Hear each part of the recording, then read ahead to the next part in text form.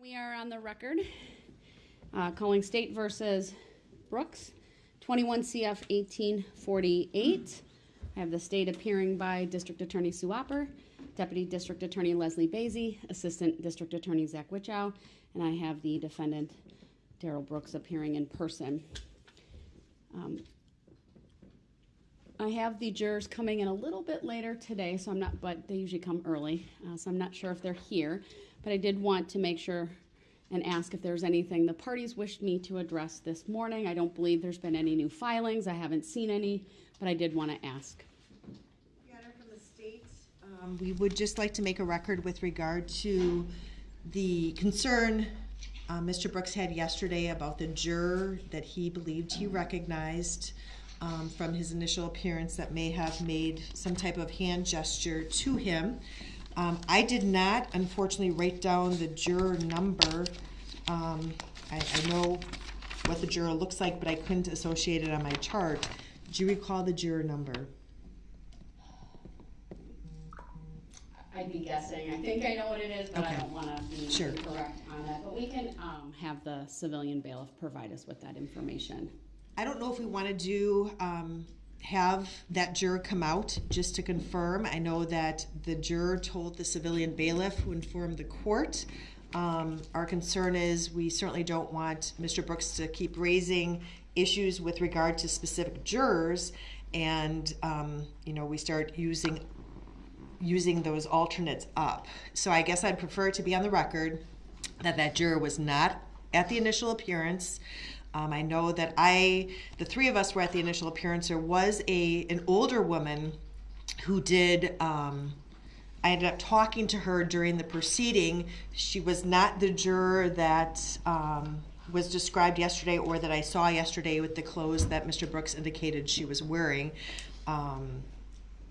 So I just really would like that to be put on the record that juror, in fact, was not at the initial appearance, and have her come in, provide her name, and do that. Or the juror number, not her name, her juror. So my understanding is that following what Mr. Brooks described happening at the initial appearance, there was a woman that one of the deputies spoke with and warned her.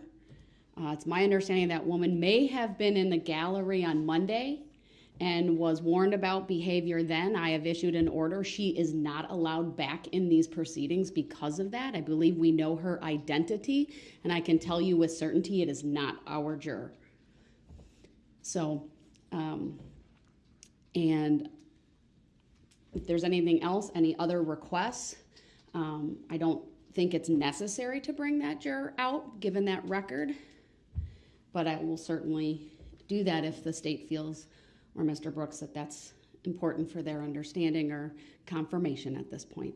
Yeah, and I think what would be important is to note if her pool number is the first 41. Mr. Brooks actually was in court on day one of jury selection. I know for a fact. I'm in looking at my notes. It's unclear to me if he was present at any time in day 2 of jury selection. I know he was in day 1. So his claim that he was unable to see the juror at the time, obviously if it's a juror from day 1, he was able to see her because he was in court with her. So that would also be something, I guess if we could establish that she was part of the first 41, then I think the record is clear that the defendant was in court when the first 41 were brought out, and therefore he could have objected at that time. I will get confirmation of the number, and we'll go from there as well. Any requests as relates to that, Mr. Brooks? Before I get to that whole issue, Your Honor, if I may, I would like to state for the record, and would like the record to reflect that I personally don't identify by that name. I am here as a third-party intervener in that matter, appearing as an authorized representative for my client. I accept for value, in return for value, all the charging instruments in this matter, and make my exemption available for discharge of all obligations and charges connected with this case. I do not dispute any of the facts in the charging instruments. Your statements are noted for the record, sir. All right, as to the issue of the juror? As far as the issue of the juror, I was maybe briefly present when the first wave of jurors were brought in. I didn't recall really being in here long enough to really get a look at the jurors coming in because I was removed at that time. Actually, either they were coming in or shortly after they were brought in, I was removed. I definitely was not present for the second and third wave. I was in the other courtroom, so it would be, I can't see the jurors from the other courtroom on the monitor, so it wouldn't possibly be that I would have seen the juror that I was referring to yesterday. Understanding that that may very well be true, my recollection is you were removed pretty quickly due to an interruption early on. I don't have my notes in front of me as to when you were brought in or not, but I am advising you that I was able to confirm with others, including law enforcement, that the juror that you suspected was the woman who made an inappropriate gesture toward you at the initial appearance. They are not the same individuals. I've been able to confirm that. I know the identity of the woman who did what you said, and it is not this juror. Is there any way that I can be sure of that? Do you want to have juror, I think it might be 41, I don't want to guess, but I can bring that juror out when the jurors get here, and we can have her under oath testify that she was not at your initial appearance or any of the proceedings in this case. I'm able to do that. That would be helpful, Your Honor. All right. Can we check to see where they're at and if they're here? And if so, to have that juror brought out.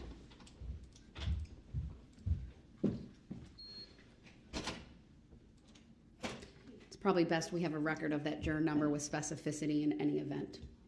Your Honor, the only concern I would have, obviously, we may know that there's one person at initial appearance who may have made a hand gesture. I just wanted on the record that if there was a second person, it's not the juror that's impaneled in this case. I'm not aware of another. Nor am I.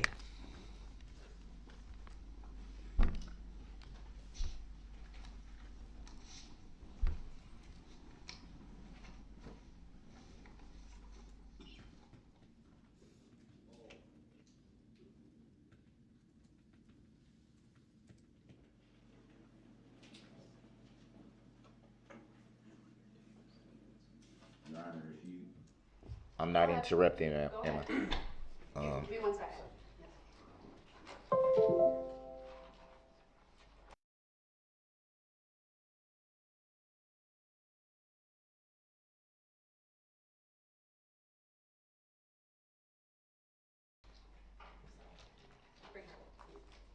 The juror will be out momentarily. Go ahead, Mr. Brooks.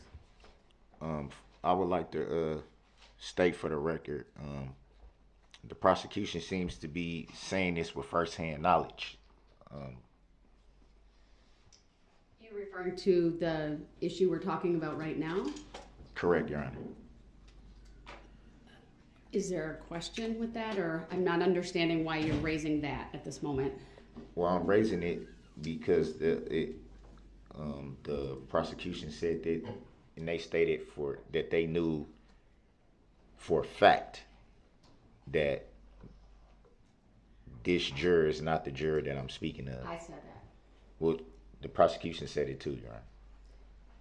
I provided the information, said I've been able to confirm the identity of the person who made an inappropriate gesture to you at your initial appearance.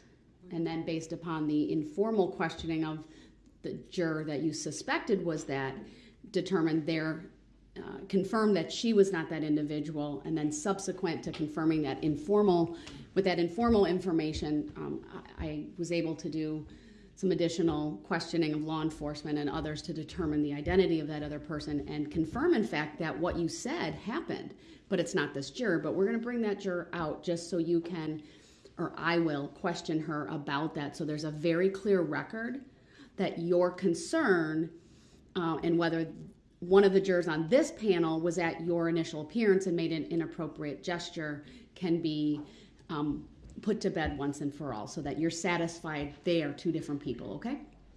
Thank you, Your Honor. All right. Do you want to take over? No, yes, just can sit in the jury box. She's a juror. She may be put under oath and questioned, but she's a juror, and so no one can film her or take her photograph.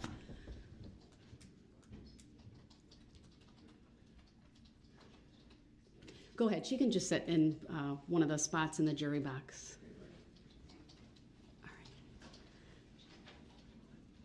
Good morning. You can have a seat. I just want to put on the record, this is juror number 41, and you are not in trouble. We just have had an issue come up, and we wanted to make sure we all had accurate information. At any point in time, did you attend any of the proceedings in this matter regarding Mr. Brooks? No. Were you ever at the initial appearance for Mr. Brooks? No. All right. State have any follow-up based on that? No, Your Honor. Mr. Brooks, any follow-up based on what I've asked this witness, or what I've asked this juror, sorry? No. All right, thank you. Thank you so much. And I'm gonna wait till she's back out of the courtroom, because there's a hallway behind me, and then ask a follow-up.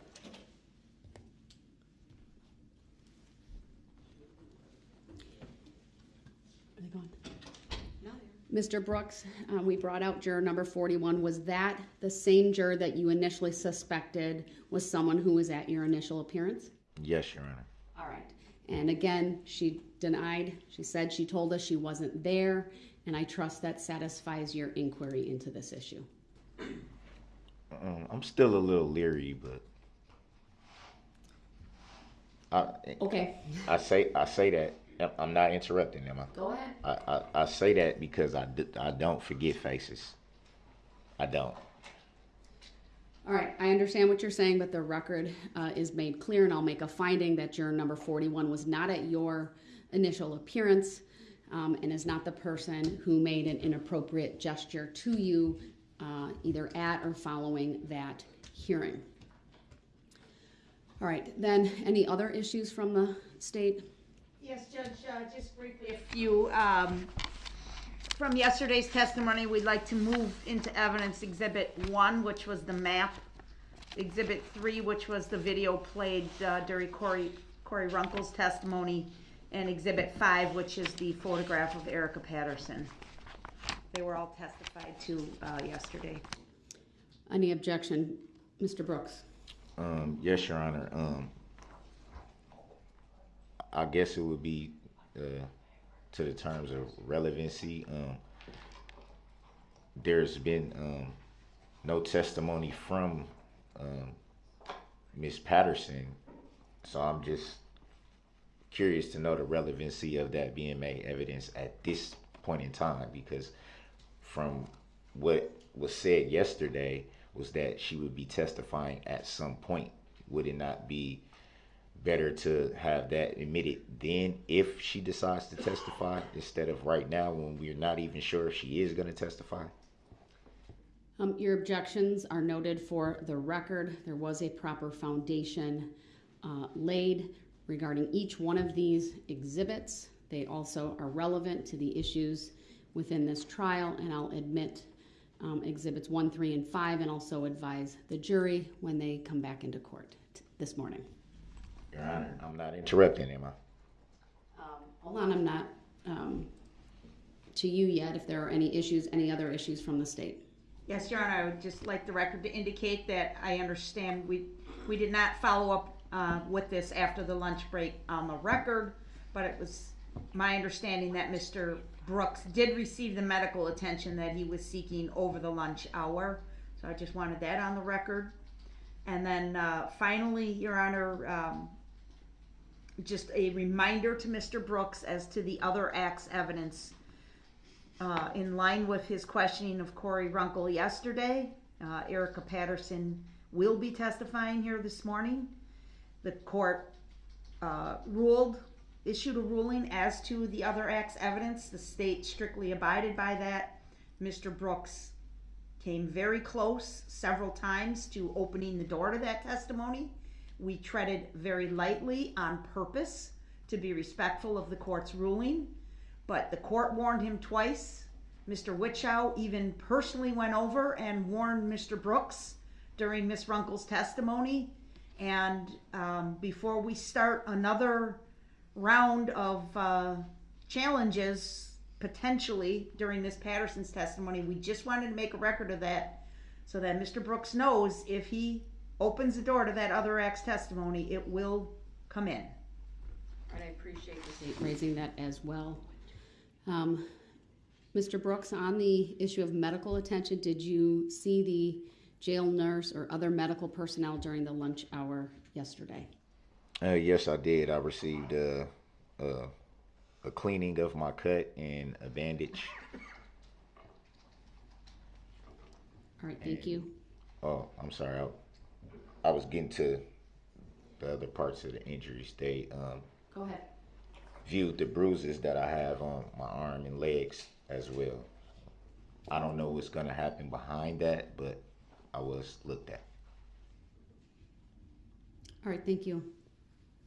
Does not appear to me that any of these injuries are interfering in any way with your ability to be here today and assist in your own defense. So that's good. Yeah, I'm just a little tender, just a little sore. So. All right, Mr. Brooks, do you understand what the state is referencing as it relates to the other act's evidence? I do not understand. Do you recall being in court at the end of August when the court addressed a number of motions, including a motion brought by the state to admit other acts? And with all respect, Your Honor, this whole process is very, very new to me. So I'm trying to, I guess, stay within bounds of the questions that I'm allowed to ask. If I color outside the line, so to speak, it is not intentionally, because I'm basically learning as I go. So I'm going to have my clerk print out the motion for other acts that was filed by the state, along with the response that was filed by your attorneys at that time, and further advise you the court did not grant the state's request to admit other acts as it relates to your conduct with ERIKA Patterson prior to November 21 of 2021. And your questions yesterday of Ms. Runkle could have opened the door to the court revisiting that issue. That's why the court stopped. It was interesting. Ms. Runkle clearly was advised not to talk about other acts. The state followed the requirement that they advise their witnesses about the court's order as it relates to other acts. And I believe I kind of paused twice and said, are you sure you want to answer that? I referenced generally some prior rulings so as not to alert the jury to anything more than that. And then at one point, Attorney Witchow also came over, muted your microphone. I don't know what was said, but my understanding is he basically kind of gave you the same caution. There's a ruling, something to that effect. And I know you didn't proceed with the questions that you had originally attempted to ask this witness. So it's very clear what we're talking about. Again, I'm going to give you these filings so that you understand what I prohibited in this trial. And the record should reflect those filings are being provided. Madam Clerk, do you happen to have the document numbers for those? Sorry, I should. 170. Document 170.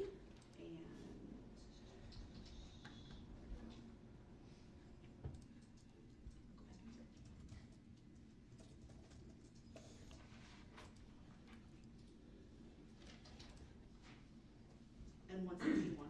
161. So documents 170 and 161 were provided to Mr. Brooks. So the only other thing I'll say on that, sir, is if you ask questions I'm not going, that would open up the door potentially, or at least ask questions that call for answers that might fall within that order that I issued. You do that at your own peril, and you may open the door to the state bringing in other witnesses and other testimony about those issues. So I want you to be advised of that.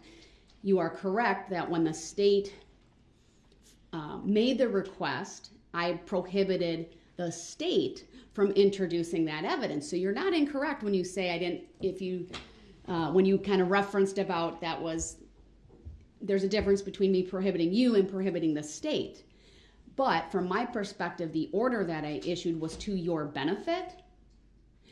And so you can ask those questions. You're not prohibited, but then you potentially open the door to that information becoming admissible in this case. So I want you to be advised of that. May I quick, Your Honor? Go ahead. I'd just like to say that I accept for value in return for value these filings. I do believe that I have a little bit more clarity, if that helps. Thank you for putting that on the record. Do you have any other issues you want me to address? Just very, very quick. I still don't understand the nature and cause of the charges against me, Your Honor, and I still would motion for, or tennis motion for the jurisdiction to be proven, the subject matter jurisdiction. And also a motion for finding of fact. Your requests are all noted for the record, and for the reasons previously stated on this record, I'm not going to answer those requests any further. They've already been denied by the court. I'd point you to the case of, can I have my post-it note back? The Beneby decision at 654 F 3rd 753. All right, anything else, sir? I'm not interrupting, am I? No, I'm asking you a question. Just for the record, Your Honor, I would like the record to reflect, is that a judicial determination that you are making?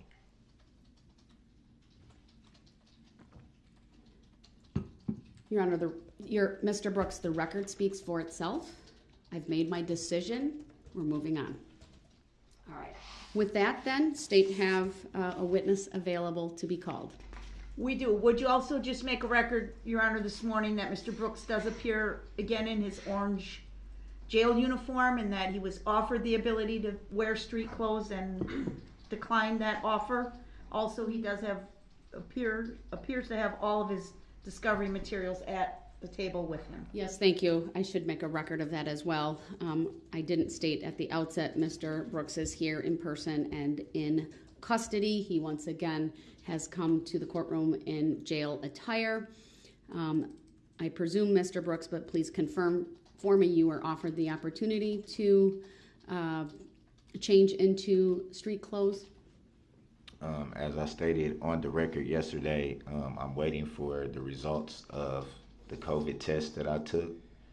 So until I get those results back, I would prefer to not wear street clothes at this time.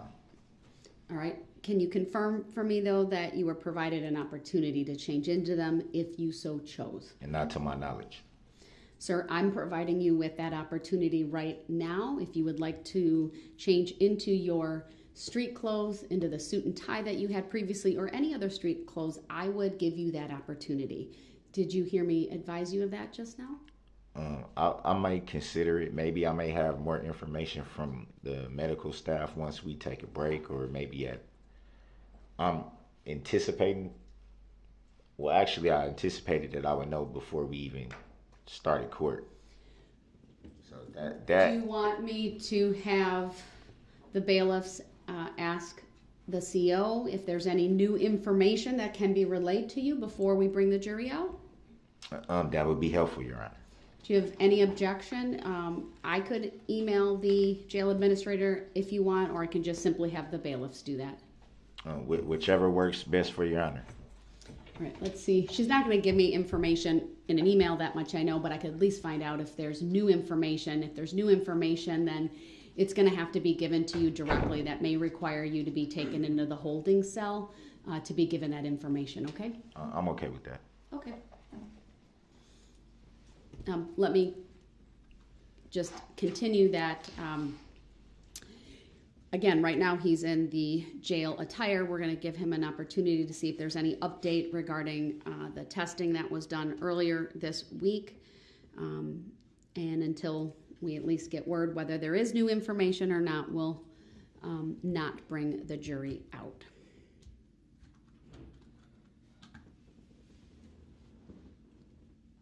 I will make a record that Mr. Brooks does have the 3 boxes that have been referenced previously. I see the objection sign. I see the selected statutes that the court provided to him previously, and I see he has a number of papers in front of him. So he looks as if he's prepared to participate meaningfully today.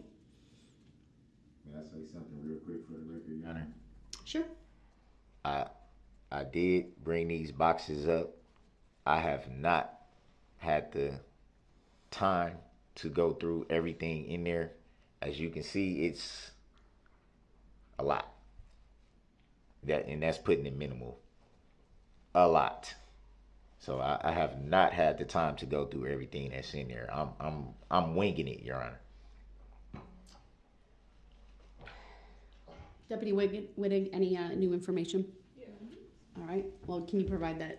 Well, let me just see. We'll just do it. All right.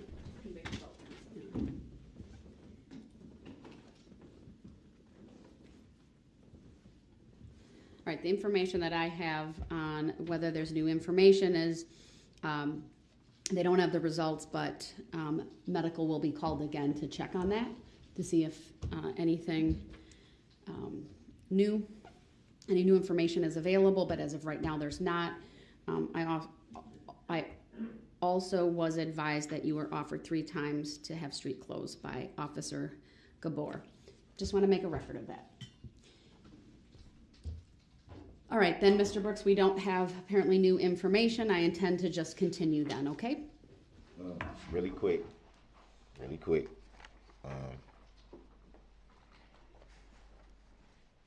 To the decision of Your Honor for me to be removed from the proceedings over the last few days, that was used from the Illinois versus Allen, right? Correct. I also had cited to a case that I believe is on point, although not binding on this court. I am persuaded by the reasoning in United States versus Jennings, found at 855 F Sup 1427, which is from 1994, from Pennsylvania. And as well as, just that one. That was affirmed by the Third Circuit in United States v. Jennings, 61 F. 3rd, 867. Third Circuit, 1995.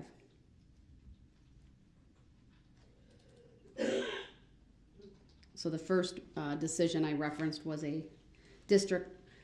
federal district court decision, and then the Third Circuit decision. Let me know if you need those citations again. Does any one of those mention the being present through audio and visual? Yes, audio. In other words, the defendant in that case, who also was a pro se defendant, was removed from the courtroom after he said he would continue disruptive conduct in the presence of prospective jurors. but he was able to continue to listen to proceedings through loudspeakers and transmit messages to the court, was barred, and what the court held is he was barred from the proceedings by his own conduct, not by the court, and the conviction in that case was affirmed. Do you want that citation again? No, I'm not interrupting, am I? No, go ahead. I do represent myself pro per. I would like that stated for the record. Like the record to reflect that, not pro se. The record will so reflect your choice of term to describe your appearance today. I've briefly read Illinois versus Allen. It didn't say it didn't give any reference at all to him being present by audio or visual in that case whatsoever. It just strictly talks about the reasons that he was removed and the options that the judge had in that. One of them being that he could be bound and gagged. One of them being that he can be held in contempt and removed from the courtroom while the trial would continue, but it did not say anything about being present visually or audio or by audio. Well, I appreciate you reading the case, sir, and providing that information. I'm well aware of what the case says, and as that case says, the Supreme Court talked about there would be no one formula for maintaining the appropriate courtroom atmosphere, and no one formula will be best in all situations. But the Supreme Court said this: we think there are at least 3 constitutionally permissible ways for a trial judge to handle an obstreperous defendant like Allen, going through the 3 things that you identify. And my findings here are that there's a 4th way, and that's through the wonders of technology that weren't available in 1970 when that decision was authored. So I appreciate the notation on the record. You are here today, and I hope you stay here today. That's certainly my preference. You've demonstrated you're able to prepare, you're able to ask questions, you're able to articulate in a clear, coherent, cogent, and responsive way. And I'd like to bring the jury out, and that's what we're going to do next. I'm interrupting real quick. I just want to say something very quick to that. Very quick, sir. I don't see that 4th way, Your Honor. Also, when Mr. Brooks, my decision stands from previous. If you believe there's any error that I made, that is for you to address if there is a conviction and on appeal. But my decision stands. And the record speaks for itself. May I put on record that I intend to appeal that judicial decision, Your Honor? Understood. You may appeal as you deem appropriate. Thank you. All right, thank you. Let's bring the jury out. I will ask everyone stand for the jury out of respect for them.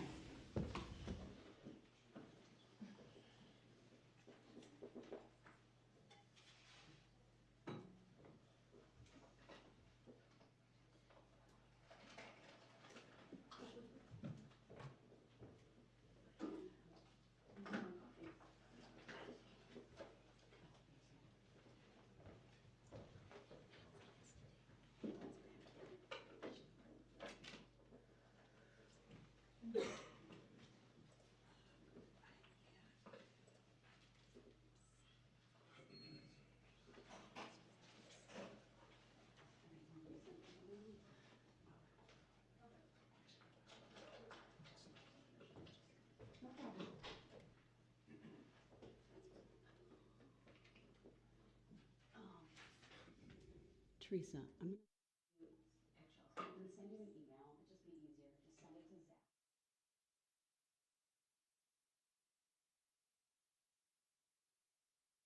Maybe Laura. I don't know. Oh, poor guy. Right. So I'm going to send you this email. I just need the cases printed off. I don't want to interrupt with printing here. Or do you want to send it to the G20? I'm not going to send it. I'd have to search for it. So. Okay. Or why don't you email it to me and I'll print it over. Sounds good.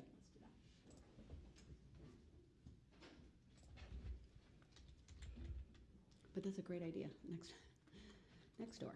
And then we can have Andy go and grab it. Sure. Yeah, your badge. We just need to badge it. I will print the email.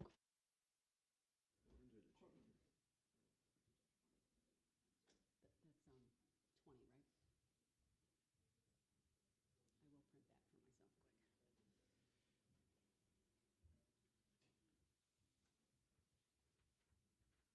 quick.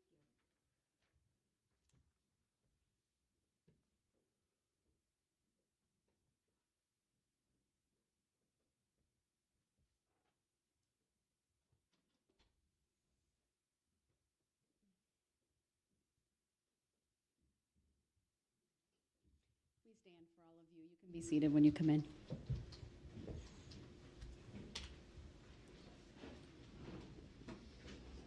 And good morning, ladies and gentlemen of the jury. Welcome back. Have a seat, and I'll make sure you all, looks like you all have your writing materials to take notes if you so choose. For the record, I have received exhibits 1, 3, and 5. With that, the state may call its next witness. Thank you. The state calls ERIKA Patterson.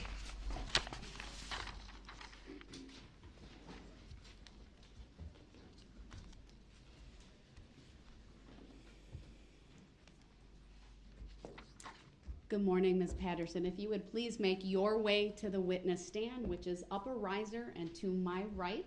When you get there, please raise your right hand. My clerk, Teresa, who's standing over here, will swear you in. Do you solemnly swear that the testimony you're about to give shall be the truth, the whole truth, and nothing but the truth, so help you God? Yes, ma'am. Thank you. Have a seat. First thing I will have you do is to state your first and last names for the record and then spell each. Okay.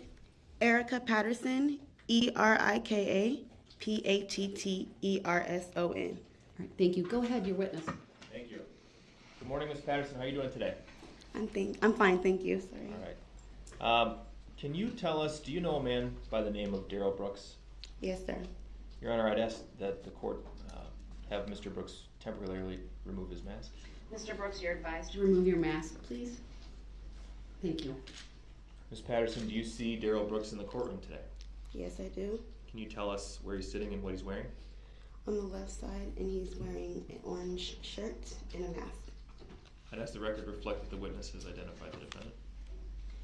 The record will reflect that this witness has identified the defendant. Can you tell us how long you've known Darrell Brooks? Since I was 15, How old are you now? 32 today. Oh, happy birthday. Thank you. What's the nature of your relationship with Mr. Brooks? We have a 15-year-old daughter together. Okay. In what state did you meet Mr. Brooks? Reno, Nevada. And when did you come to Wisconsin? Last year, 2021, June 13th. Why did you come to Wisconsin? We were coming out here. I was going to be out here for 2 weeks and go back, but I never went back. Who did you come to Wisconsin with? Darrell Brooks. Where did you live when you got to Wisconsin? Atlanta, Georgia. Oh, we lived with his mother, sorry.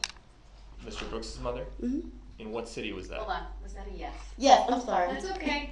That's what my job is, to make sure the record is Yes, correct. ma'am. Milwaukee, Wisconsin. Okay. At some point, did you stop living in Milwaukee and start living in Waukesha? Yes, I did. Do you remember approximately when that timeline was? November 2nd, 2021. Okay. Where were you staying in Waukesha? The women's shelter in Waukesha. That's downtown? Yes. Okay. Do you know a person by the name of Corey Runkle? Yes. Where did you meet Corey Runkle? The women's shelter. Were you roommates? Yes. I want to direct your attention to the date of November 21st, 2021. Yes. Did you know anything about a parade happening in Waukesha that day when you woke up that morning? I didn't know about the parade. Okay, what about that afternoon? Did it become apparent to you that something Yes. was going on? Yes. Did you come into contact with Darrell Brooks on the afternoon of November 21st, 2021? Yes. Where did you first come into contact with Mr. Brooks? At Frame Park. And How did that come about? What were you doing and why did he get there? We were messaging and calling each other all day. We were arguing back and forth. He came out there. Well, I told him I was with Miss Corey, and he came out there. I told him where I was. Got in his car. We drove around, and then I forgot the street. We went up that street. It's a hill. It's kind of by the Walgreens. We went up that hill. We drove around. Me and him got into an altercation. He hit me in my eye. I jumped out of the car, walked and found my way back by Frame Park. And then he followed me there. And then I went back in his car. I got out, and I had called Corey. Well, I called Corey before that. And she came to meet me. I told her that me and him got into an altercation. So she met up with me, and by the time she got there, she pulled me out the way because his car turned around. He swerved. She pulled me out the way. He got up his car, and they got into an altercation. He pushed her in her face, and I don't remember if she hit him back or anything. That we walked away and walked back to the women's shelter. Okay. Let's go back and go through some of the details of that, all right? Yes. You said that you told Mr. Brooks that you were hanging out with Miss Corey. Yes. Were you hanging out with Corey Runkle earlier that day? Yes, her and her friend Nick. Okay. Yes. Do you remember where you were with those two? It was at the Frame Park because we had split up when I met up with Daryl. Okay. Do you remember what you were doing in Frame Park with Corey? We were just hanging out. Okay. Any alcohol involved? Yeah, a little bit. Do you They had remember? like a Mike's Hard, the little Mike's Hard beer. Okay. Yeah. Would you say that you were intoxicated after consuming one Mike's Hard beer? No, I was not. Okay. And at what point did you split up with Corey? When Daryl was on his way, Corey and Nick had left, so I sat there and waited for him. We were still arguing on the phone, but I waited for him. And you were in Frame Park? Yes. Okay. How did Darrell arrive? That is, he didn't walk to Waukesha. He drove in his mother's car. It was the red, was it a Ford, I believe? I'm not sure what kind of car, but it was the red. Had you seen him driving that car on previous occasions? Yes. Had you ever been in that vehicle before? Yes. When you were staying with Mr. Brooks' mother, were you staying in the house? No. Where were you staying? We were outside. Sometimes we'd sleep in that car because his mom, he was not allowed to, be in the house. So, yes. And you slept in that car with Mr. Brooks? Yes. That's before November of 2021? Yes. Okay. Describe for us what happened when Mr. Brooks first arrived in Frame Park, when you first saw him that day. We were still arguing, pretty much. He was already in a bad mood when he met up with me anyways. This is an argument that face-to-face using words, not messaging, Yes. right? Yes. Okay. Did you get in the vehicle? Yes. Okay, and what happened next? We drove around and were arguing, and that's when we got into the altercation in the car, and that's when I jumped out. We were up the hill. Do you remember exactly the route that the two of you took while you were driving around? Objection, relevancy. Overruled. She may answer. Yes, I do. I'm not sure the exact street names. Like I said, I'm not from Waukesha, but I do know the route. After, the next day you met with Detective Steve Guth, is that right? Yes. It was the same day. Okay. And you got in a squad car with Detective Guth Oh, that was the next day, yes. Sorry. and showed him the route that you took with Mr. Brooks? Yes, I did. Okay. All right. You described going up a hill, right? Yes. Did you cross the river before you did that? No. Okay. What happened once you got up at the top of the hill? He drove up farther more, and then that's when I jumped. It was on the up the hill. It was farther more, and then that's when he hit me, and I jumped out of his car. Well, his mother's car. Where were you sitting when he hit you? The passenger side front seat. Where was he sitting? Driver's side. What did he use to hit you? His hand. Was it an open hand, a closed fist? Yes. What was it? Like this, sorry, like his open hand. Okay. But it was hard. Cause So the record should reflect that the witness raised her right hand and yes. kind of waved it almost like a back slap? No, harder than that. Okay. What did you do after Mr. Brooks struck you? I cried, and then I just jumped out of the car. And then going towards down the hill, that's when he was following me. Describe how you were going down the hill. Walking down the hill. And how was he going down the hill? Driving. The red Ford Escape? Yes. Okay. What happened next? He just followed me all the way to the park. Okay. He tried to take my phone from me at the light going down the hill, and he just kept following me and arguing with me out the window. Do you recall being near a gas station while this argument was happening? Yes. Objection irrelevant. Yes. Hold on. Overruled, she may answer, and the answer she provided may stand. Yes.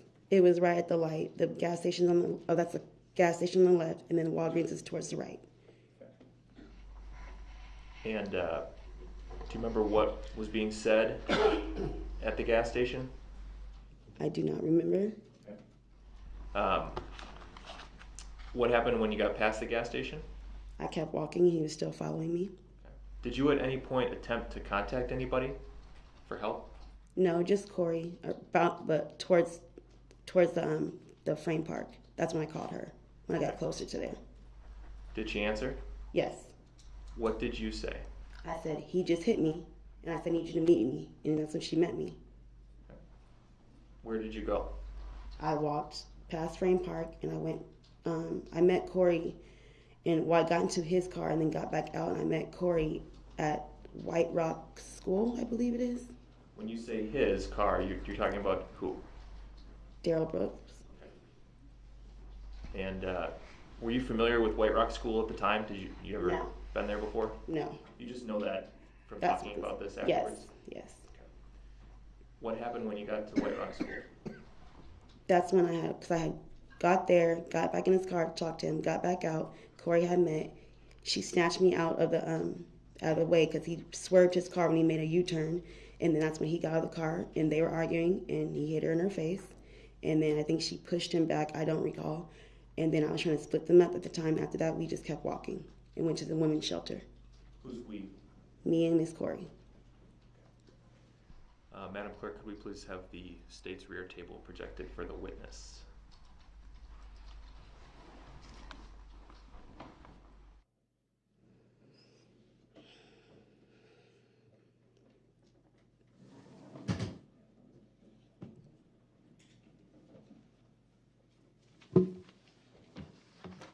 Okay, Ms. Patterson, I've projected on the screen in front of you a video marked as State's Exhibit number 4. Do you see the screen? Yes. Have you seen this video before? Yes. What does it depict, or what's in this video? What are we going to see here? You're going to see me walking, and you're going to see him turning the car back around and Corey meeting up with me in the altercation they had.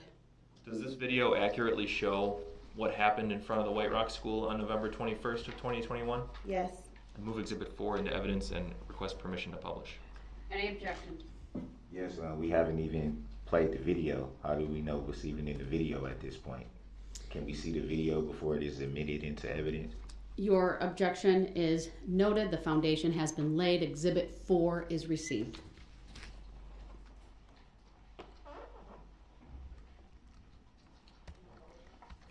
And permission to publish is granted. Can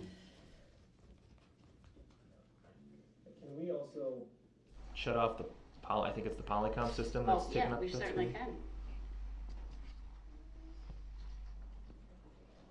Yep.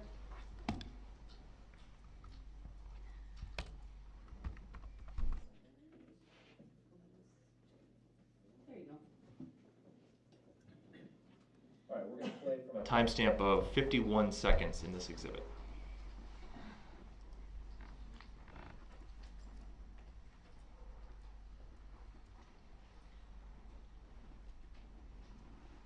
And actually, can we pause quick? Paused at 1:04, and just to clarify, Ms. Patterson, we're going to watch portions of the video. We're not going to talk while it's playing, and then when it's paused, I'll ask you questions, okay? Okay. All right, let's resume at 1:04.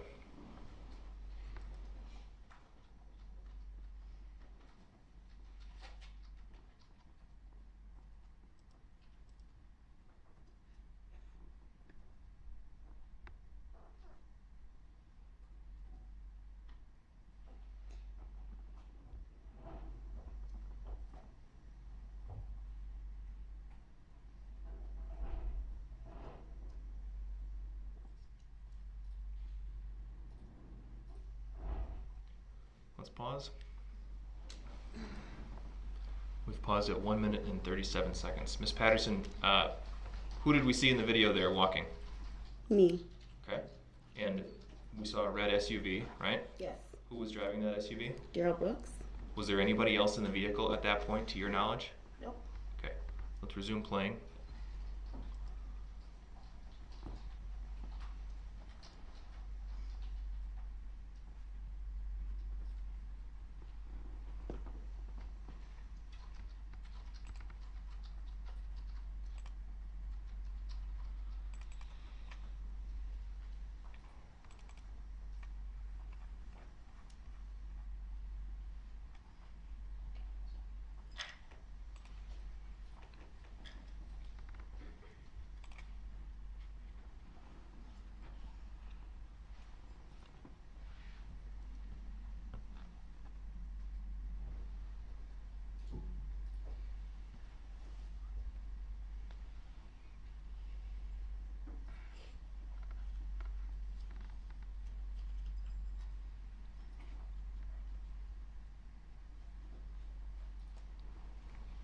Pause there. At 4 minutes and 17 seconds, the two people who just entered the screen from the right, do you know who they are? Corey and Nick. Do you know which is which? Corey's on the left, Nick's on the right. Let's resume playing.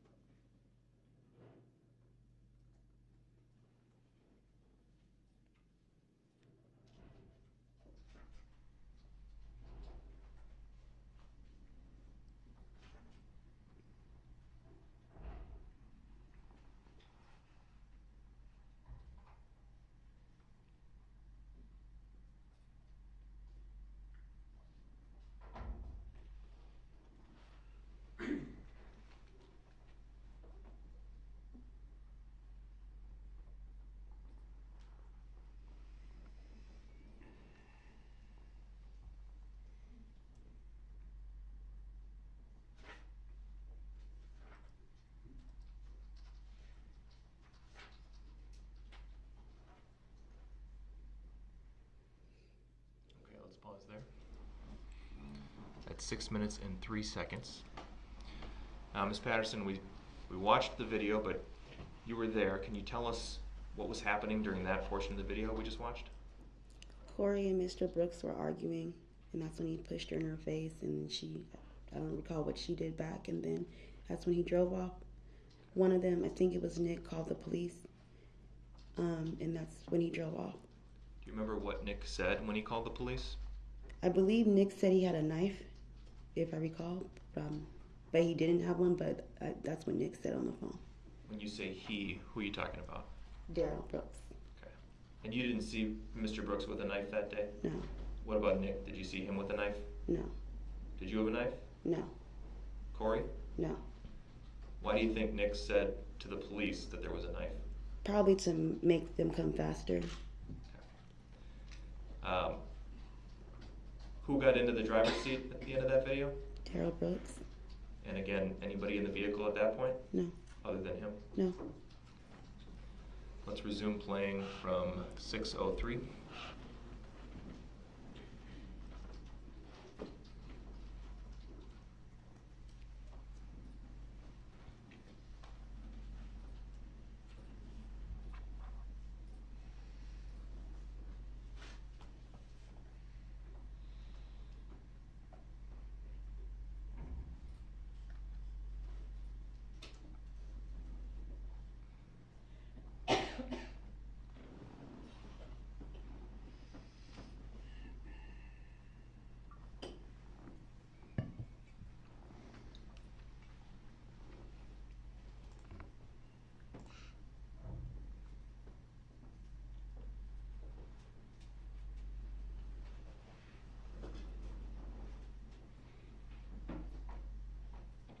stop it there at 6 minutes and 54 seconds. What did we see in that clip, Ms. Patterson? I walked away from Corey and Nick because I was mad because me and her started arguing after that because she was mad that I even met up with Mr. Brooks. Okay. And then she was running after me. Do you know the direction that you were walking there? Straight. And then... That's fair. Waukesha's sorry. confusing. I'm sorry. It really is. I'm sorry. Towards downtown or away from? Towards downtown. Sorry. And where did you go after you walked off the screen here? I just kept walking until they followed me, and then we made a left. I'm not sure which street it was, but we made a left. We didn't know. Yeah. We just made a left turn and went straight towards the women's shelter. Before you turned off of the street you're walking on here, did you have contact with a police officer? Yes, we did. Okay. And you spoke briefly with that officer? Yes. And then where'd you go after you spoke with that officer? Then we left. That's when we made the left across the street and went towards the shelter, women's shelter. At the moment when Mr. Brooks left the little physical scuffle that we saw there and got into the driver's seat, how would you describe his demeanor? He was angry. Okay. How do you know that? What was he saying or doing that led you to believe that? Besides the fact that he was arguing the whole time and he hit me, he was just mad. He just left very angry. He just drove off fast. He was mad they called the cops. You don't recall any specific things that he said at that point? No. Do you recall what kind of shoes he was wearing? I do not. Do you remember meeting with detectives after this and saying that he was wearing blue slides? I don't recall that, Okay. but I'm sure I did. Can we please pull up for the witness only?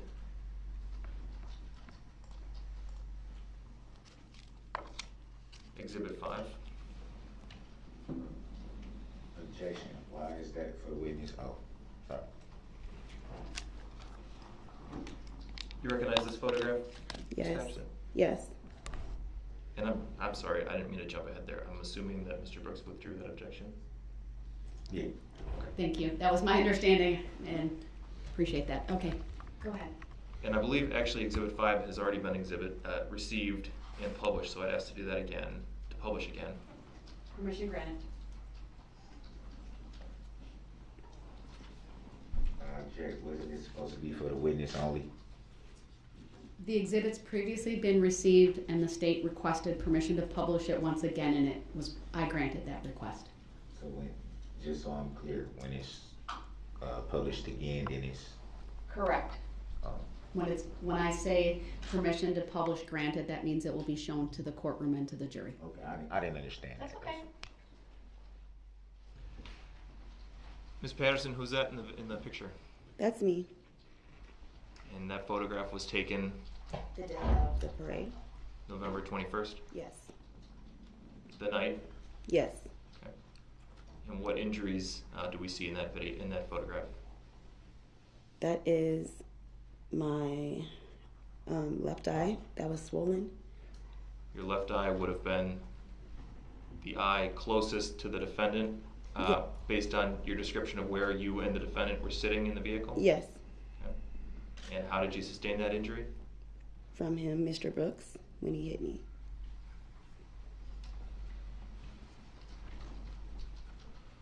I think I got it. Ms. Patterson, did you consent in any way to being struck in the face? No. That's all I have for this witness.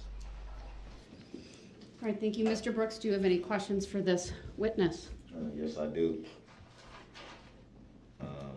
First of all, good morning Good morning. and happy birthday. Thank you. You stated that you were hanging out with your friend Miss Corey on the day of this incident, correct? Yes. Would it be fair to say that you were hanging out drinking? Yes. Would it also be fair to say that you occasionally drink too much? Objection, Ms. Horowitz. Sustained. would it be fair to say that, well, let me back up. What were you drinking? A Mike's Hard beverage.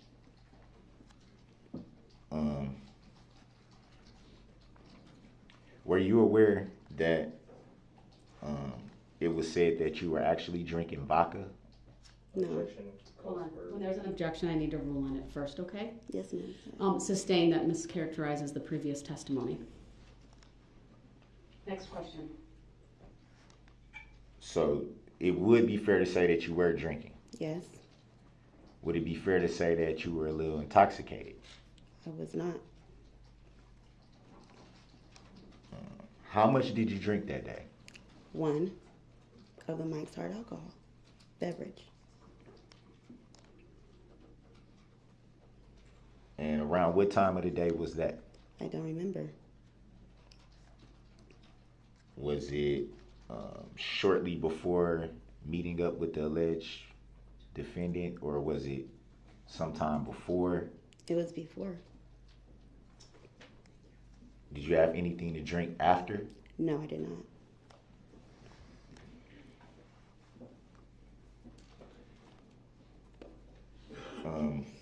You stated that you were engaging in a conversation with the alleged defendant via the telephone. Would that be fair to say? Yes, Texts, phone calls? yes.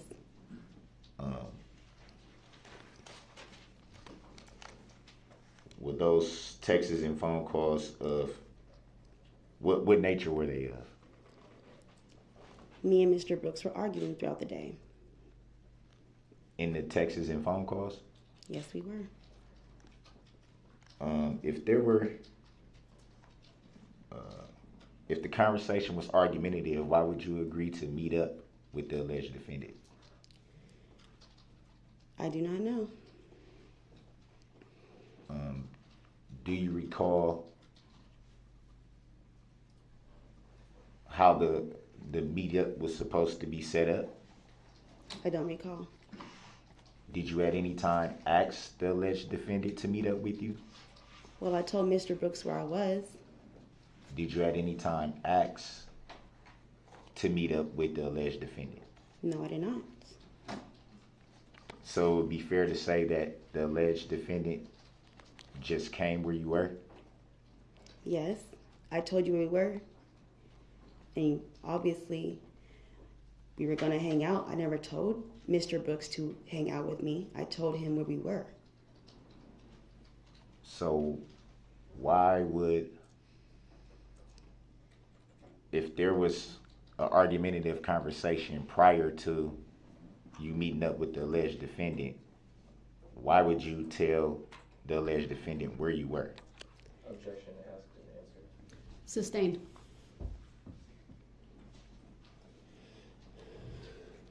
You just stated that you really don't know the city of Waukesha. Would that be fair to say? Yes,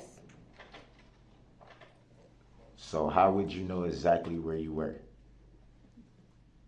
because I was with Corey and she's familiar with this area. Would it be fair to say that Corey overheard these conversations between you and the alleged defendant? Yes, she was my roommate. She heard every conversation almost. When you say every conversation, what would that refer to? When she was in the room with me, when I was always talking to Mr. Brooks on the phone, she would hear the conversations. She heard me and Mr. Brooks, me, ERIKA Patterson, and Mr. Brooks arguing the day of the parade earlier before we left. So it would be fair to say that you were engaged in conversation with the alleged defendant before you even left the women's shelter?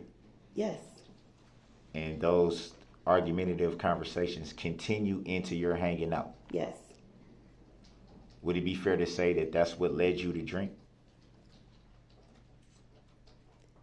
no, Would it be fair to say you were drinking because that's what you wanted to do? yes, Is it true that one of the rules and requirements of being at the women's shelter is no drugs and no alcohol? Would that be fair to say? yes, but when I was drinking, it was at Frame Park. I was not at the women's shelter. would it be fair to say that you knew you had to come back into the women's shelter at some point that day, that they have a curfew? Yes. And I made it before curfew. Let me back up a little bit. You did state that part of the rules and requirements for being in the women's shelter is no drugs and no alcohol, correct? Yes, it was not in the women's shelter. That's not what I'm asking. It's part of the requirement and rules of the women's shelter, no drugs, no alcohol. Yes. I'll object. Asked and answered twice. Sustained. Next question, Mr. Brooks. Is there any type of drug and alcohol testing at the women's shelter? I don't know. No. No, or you don't know? I don't know. Would it be fair to say that if it was found that you were engaging in drugs and alcohol, that you might have lost your place at the women's shelter? I'll object. I don't see how this is relevant. Sustained. Next question.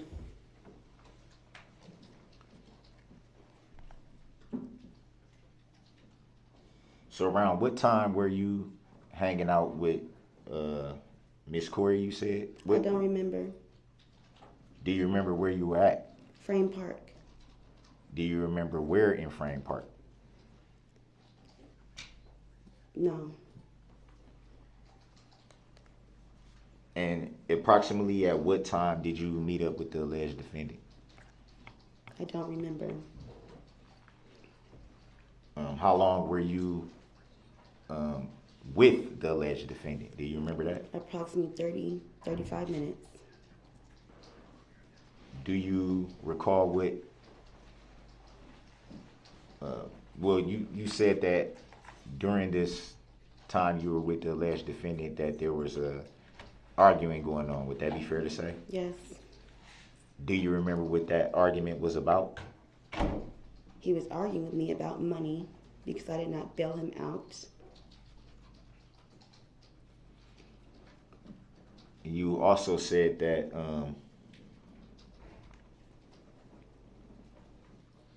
well, let me back up from that a little bit.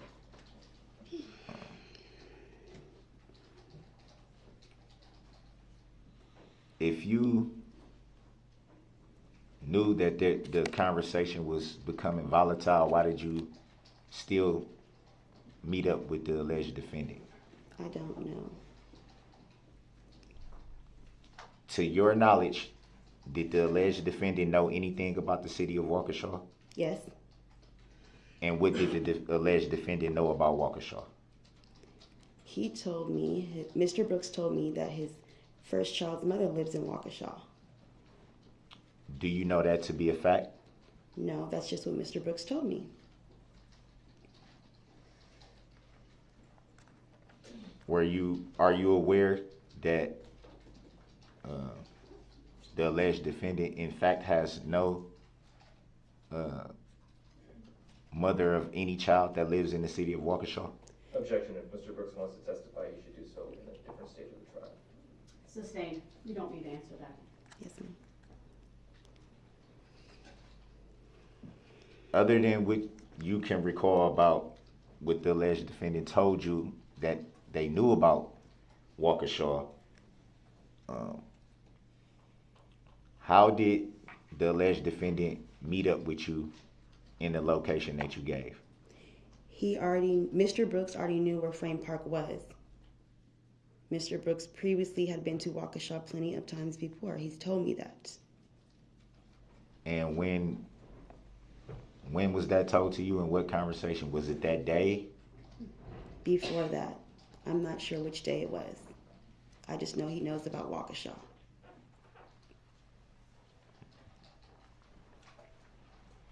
So, would it be fair to say that when you told the alleged defendant where you were, that the alleged defendant knew exactly where you were? Yes. And how would the alleged defendant know that? Because Mr. Brooks already knew Waukesha. He knew exactly where to go. Did you at any time give directions where you may have been? How could I give directions when I barely knew Waukesha myself? Is that a no? That's a no, sorry. That's okay. Thank you. So, if you barely knew Waukesha yourself, where did you get the information of where you were from, where you were at the time of the conversation via telephone? I left the women's shelter with Corey, and she knows that location. She told me what Frame Park was. I didn't know the name.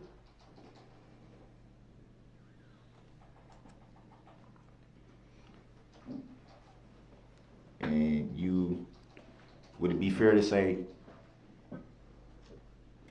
assuming from what you just said, that you were with the alleged defendant for approximately around 30 minutes or so? Yes. And during that time, did you make any disparaging remarks or anything to entice the argument to escalate? No. So you didn't say anything at all during your 30 minutes with the alleged defendant? No, because I was crying the whole time because Mr. Brooks was yelling at me, arguing with me. So you said absolutely nothing at all? I was crying the whole time. Did you say anything? No.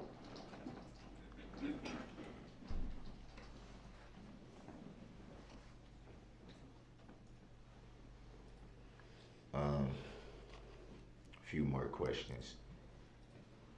Okay. You said that during this, well, once you had got out of the vehicle, as you say, you stated that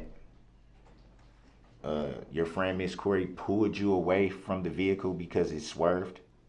Yes, it was in the video. You do know that we just saw the video. Would that be fair to say? Yes, but there's two angles of the video. Well, we only saw one, so I'm referring to the Yes, video that we saw. Corey pulled me out the way when Mr. Brooks made a U-turn, and you almost swerved into Miss Patterson, which is me. Would it be fair to say that the video does not show that? There's different angles, but the video does not show that, the video we watched. So the video that we just watched, that the jury just saw, there is no swerving of the vehicle and you being pulled back. Would that be fair to From say? the far angle, you can kind of see it. Yes.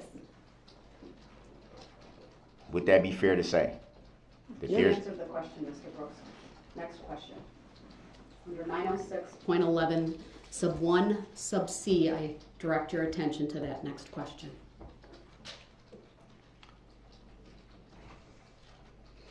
Do you recall what was said during the altercation between is it Miss Corey and the alleged defendant? No, I don't remember. Would it be fair to say that you were standing right there? Yes, I just don't remember what was being said. Do you recall reporting anything that may have been said during that incident? No. Did you give a statement to anything that may have been said during that incident? No. Was anything directed towards you verbally in that incident? Yes. Corey told Mr. Brooks, don't ever hit my effing friend again. I remember that part. That was in the beginning.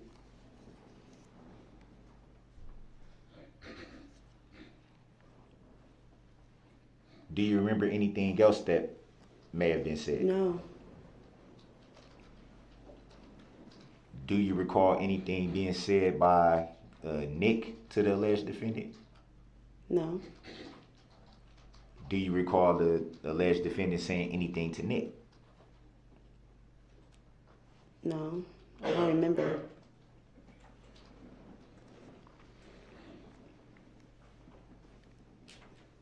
you also stated that right after this incident, you talked to law enforcement. Would that be fair to say? Yes. At any time, did you report any abuse? Yes. And what did you report? That you hit me?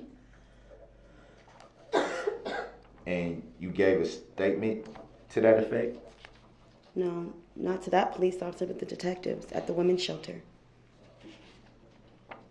Well, I'm referring to right during, well, Oh, I don't directly remember. after the incident. I don't remember what I told that police officer.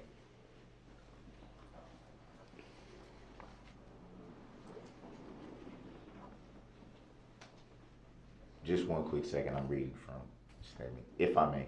You may.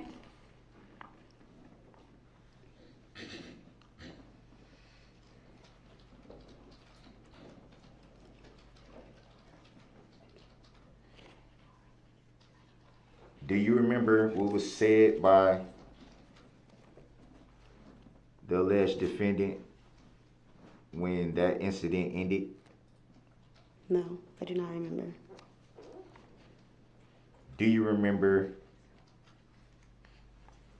reporting in your statement that the last thing he said to me was FUB, erase my number? Do you remember that? I don't remember. Would it be fair to say that you reported that this was said? I don't remember. Do you remember giving a statement to that effect? No. Would it be fair to say that you gave a statement? No, I don't remember. I gave a statement to the detectives at the women's center. So That's would what it I be remember. fair? I'm sorry, I didn't know if Are you done answering? Yes. All right, next question. would it be fair to say that your memory is kind of cloudy of that day because you were intoxicated? No.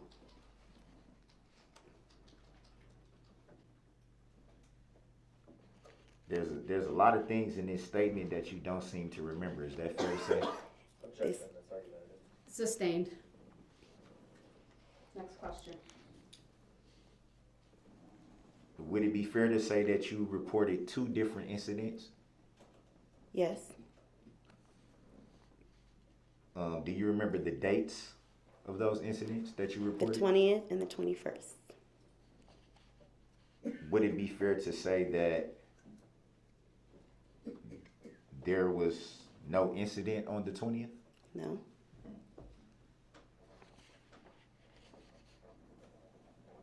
Would it be fair to say that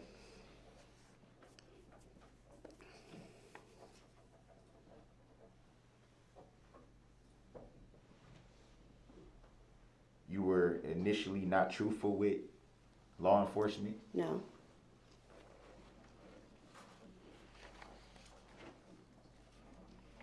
Do you recall making a statement to law enforcement on November the 22nd of 2021? I don't remember. I made this statement on the 21st of the day of the parade when I met the detectives that night. Do you recall making a second statement the next day? Or the next morning, rather, which would have been the 22nd of November, 2021? Yes, I did actually. Yes, I did. Do you recall what you reported that day? I told them about the 20th when I met with Mr. Brooks, and all we did was argue. And you hit me then too. So you reported incidents for 2 days in a row. Yes. Do you recall at any time telling law enforcement that you were not truthful and wanted to be truthful at that point? No. So you never made a statement to your knowledge that you fabricated a reported abuse incident? No.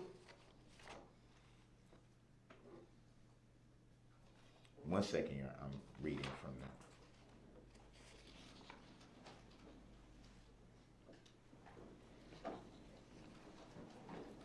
To the best of your knowledge, do you remember talking with a detective? I don't want to butcher this name, Your Honor. I don't know how to pronounce it. You can spell it if that's helpful. A detective, BEHRENDT.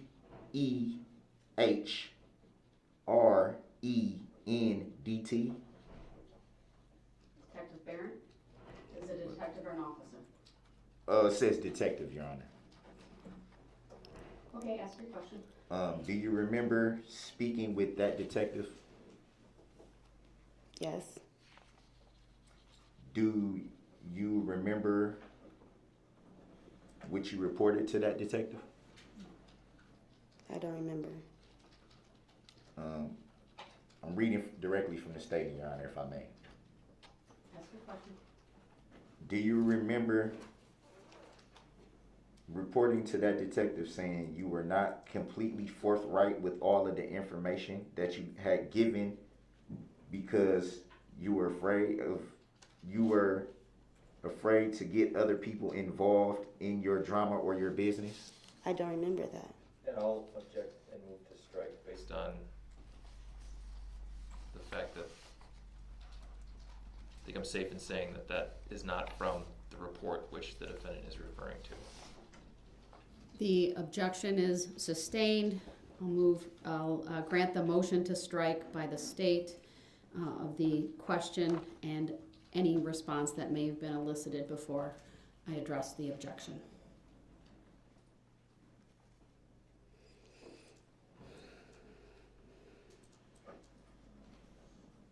Your Honor, quick question on that. I'm reading directly from the report.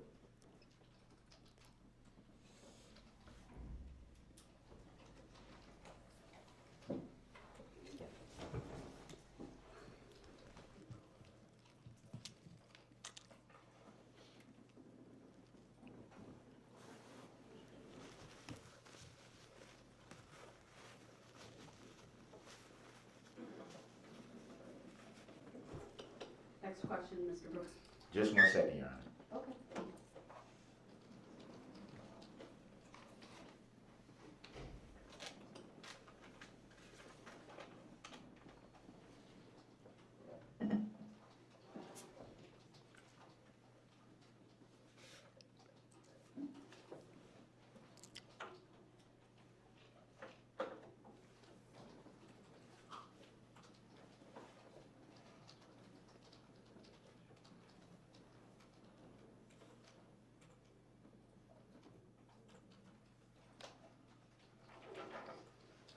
I apologize for that, Your Honor.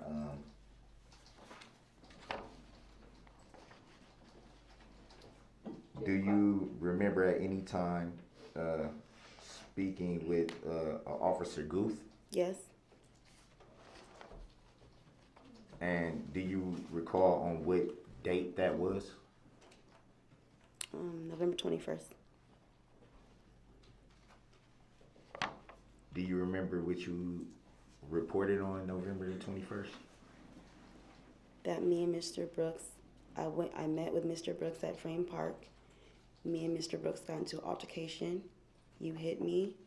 I jumped out of your car and I walked and met my friend Corey. You followed me. And then after that, Nick and Miss Corey, they called the police officers. And then you drove off. Just 1 second, Your Honor.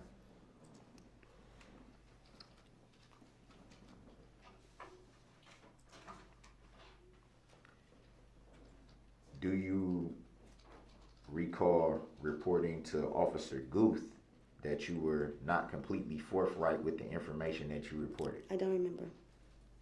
And no, actually, no, I did not say that. I apologize.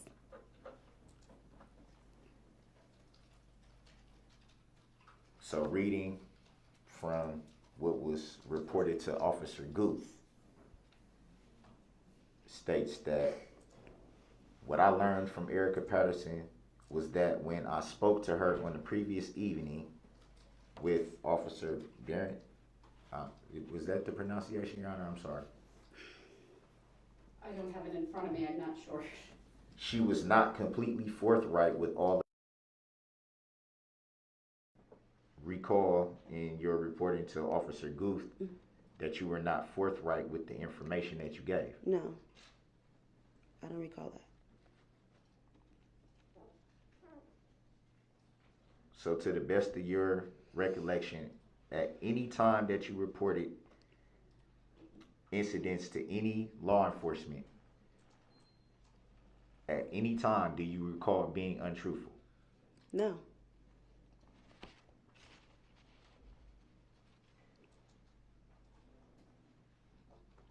So do you remember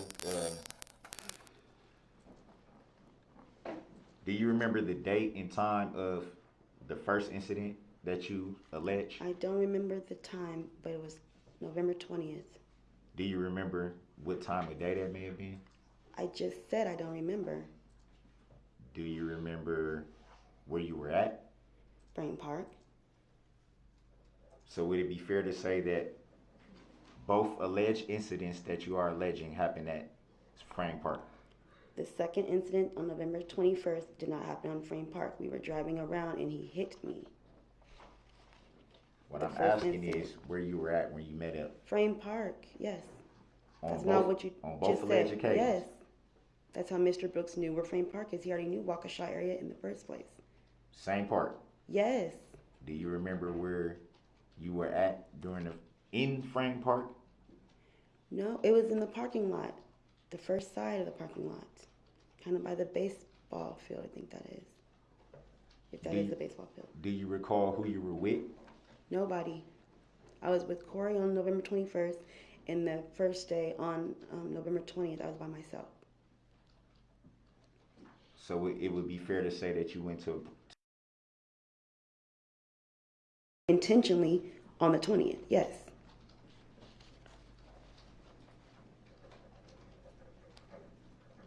Were you drinking that day? No. And how did you know how to get to Frame Park, as you call it? I knew how to get to Frame Park because I'd been the previous times before that with Miss Corey.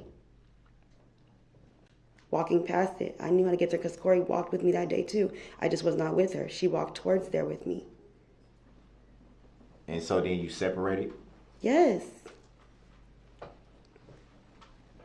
Did you separate from Miss Corey at any time during the 21st? Yes, I did. She left with Nick and I was with Mr. Darrell Brooks. Do you recall, to the best of your knowledge, that it may have been someone else that she was with, that was with you that day? She was by, which day are you clarifying? Which day?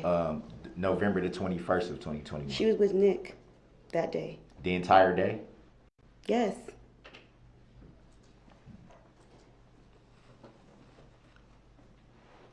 And you guys separated from that point? Yes. Would it be fair to say you guys separated after hanging out and drinking? Mr. Brooks, under 906.11, sub 1, sub C, you need to move on to a new topic. You've been over this multiple times.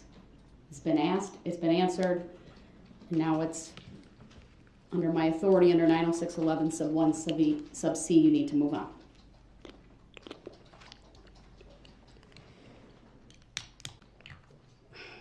So to the best of your knowledge, well, let me back up.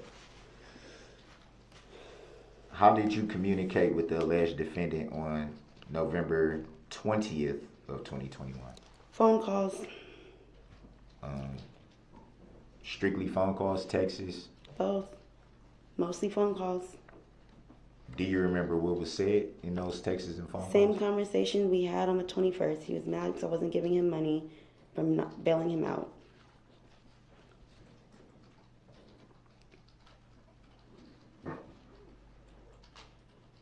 So why would you meet up with the alleged defendant that day? Because I just wanted to. We have a 15-year-old together. I mean, I was always going to talk to you then. Do you remember if there was any agreed upon meeting up that day? Yes, By you, by the alleged defendant? both. Do you remember the reason why you were meeting up? I just said why. So it would have been just to conversate, Just to conversate. would it be fair to say that you could have communicated strictly by the phone? Yes. Objection. Under 906, 11 sub 1 sub C, the objection is sustained. Next topic, if you have one, Mr. Brooks. You said that you came to Wisconsin from another state. Would that be fair to say? Atlanta, Georgia, yes. June 13th, 2021.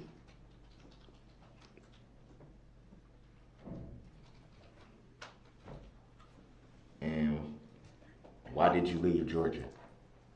We were coming out here for 2 weeks, and I never went back. Can you state why you never went back? Number one, I came out here, I didn't have money. Number two, I had no way to get back. And you were always, Mr. Brooks was always physical. So at any time were you ever offered money to go back to Georgia, or did anybody at any time ever? No. Did anybody at any time ever lend any help to help you go back to Georgia? No. Did you, to the best of your recollection, did you want to go back to Georgia? Objection. Sustained. Next question, please.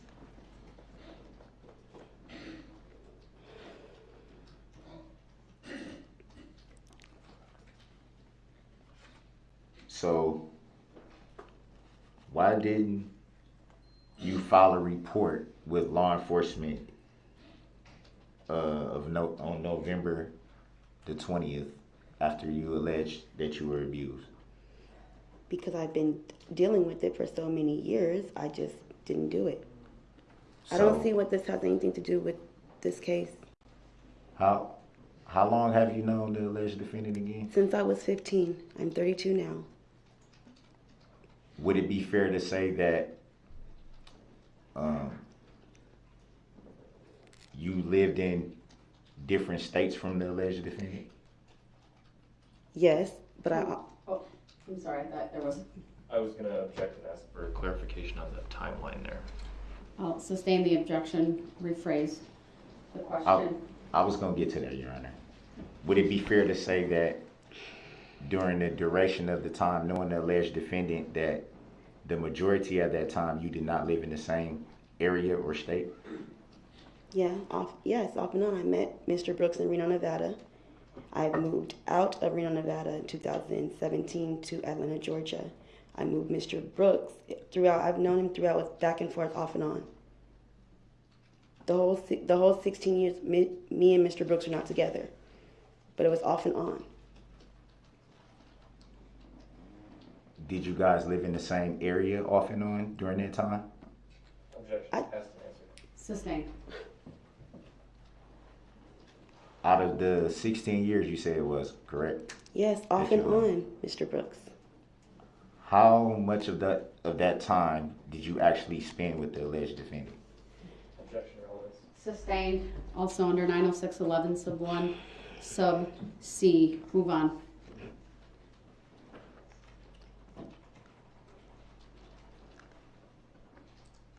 At the time of this alleged incident, were you and the alleged defendant in any kind of relationship? Yes. And were you a couple? Were you just co-parenting, or what was the nature of the relationship? Is basically we were together. I wouldn't have came to Milwaukee, Wisconsin if I was not with him. So it'd be fair to say that you were in a committed relationship. Yes.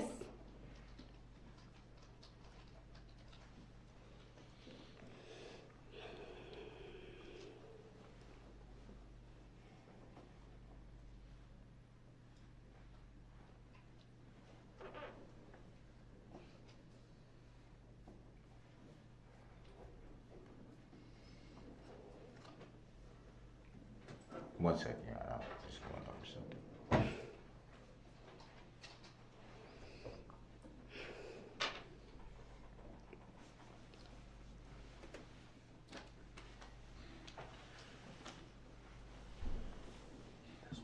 Would it be fair to say,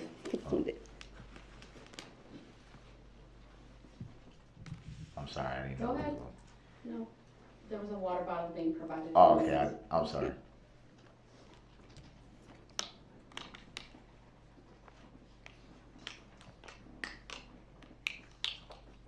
How did before you came back into contact with the alleged defendant, how long had it been since you had seen the alleged defendant? I don't know, but it was years, a couple years. So it would be fair to say that there was a significant gap in between interactions with the alleged defendant. Yes. Sustained, however, she provided the answer. It may stand. Next question.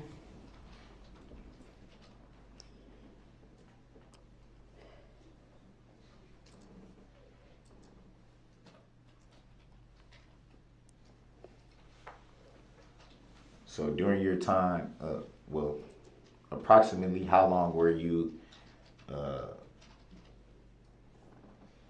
staying around the alleged defendant before this incident on November 21st took place?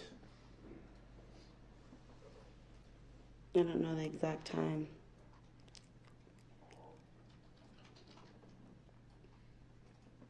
I just answered your question. I don't know the exact time. Were there any separations or gaps during that time? Objection, relevance. Sustained.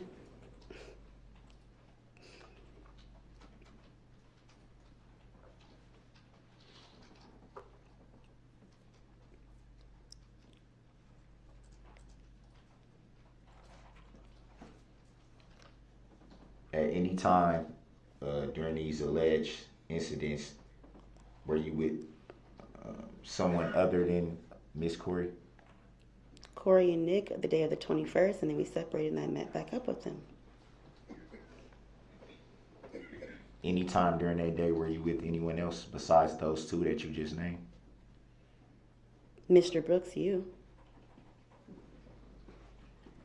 What about the alleged incident on the 20th? I left with Miss Corey, and then she went a whole different direction, and I went to Frame Park and met up with Mr. Brooks.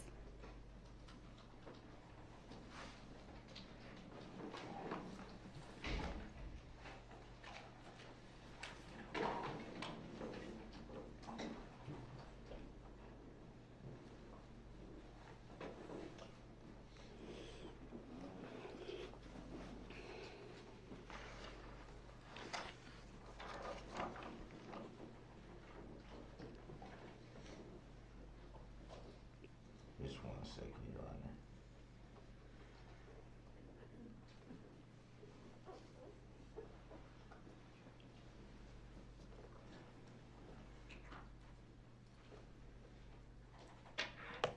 So, to the best of your recollection, you were not drinking on both of those days that you cite, the 20th or the 21st? The 20th. Hold on.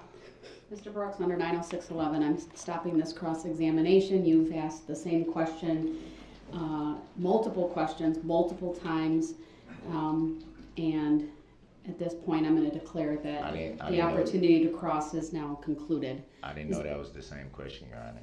Mr. Brooks, it's been asked and answered multiple times. So with that, referring to I'm a going to hundred. turn to the state to see if they have any redirect. Just some brief clarification.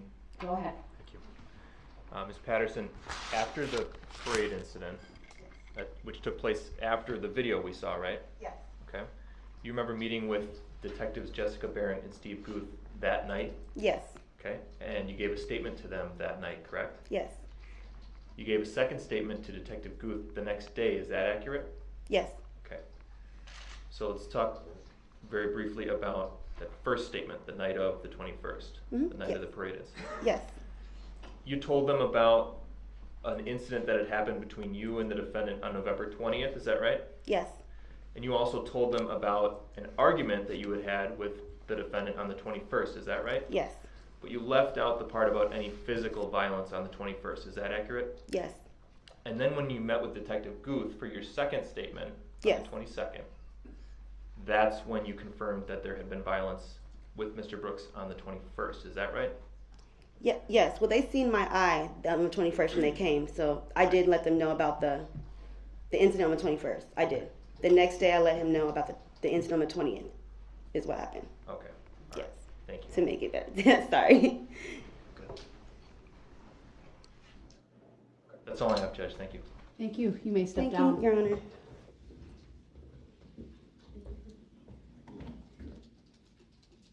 All right, and any reason to keep her under subpoena from the state? No. From the defense? Yes. Do you have a subpoena for her? To my understanding, I was supposed to. All right, I'll take that up in a little bit. For now, I'd ask that she be maintained under the state subpoena until I can clarify that issue. All right, state have the next witness available. Yes, we do.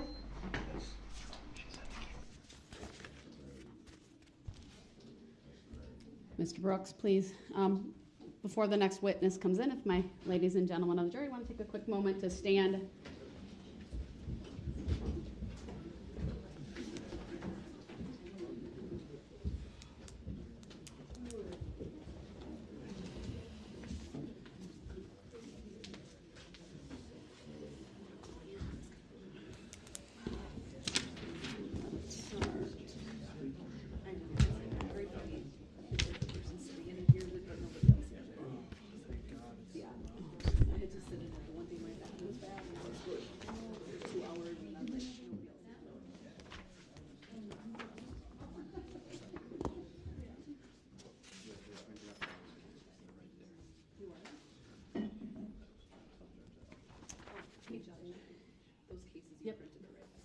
All right, thank you, everyone. Please be seated.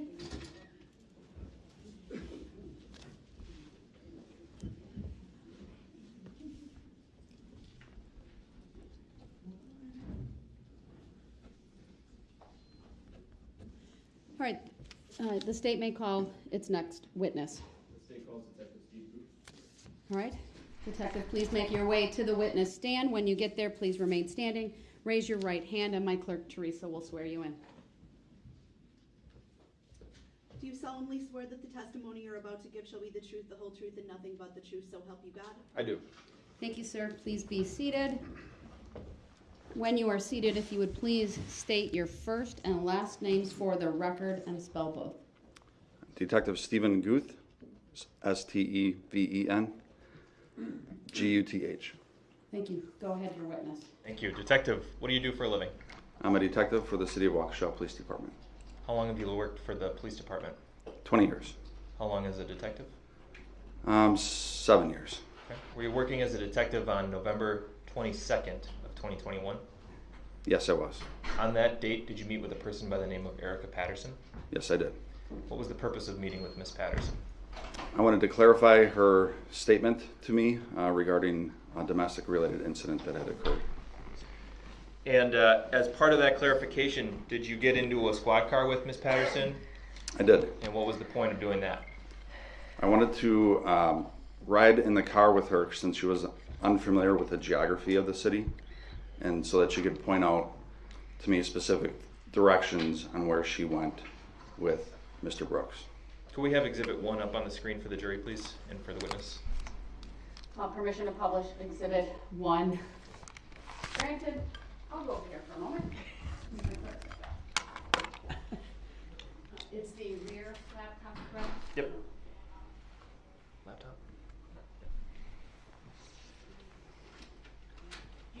And you said publish, right? Yes, please. All right. Just confirm if that's what you want. It is. All right, then permission to publish is granted. Can we zoom in on the top right corner of this exhibit?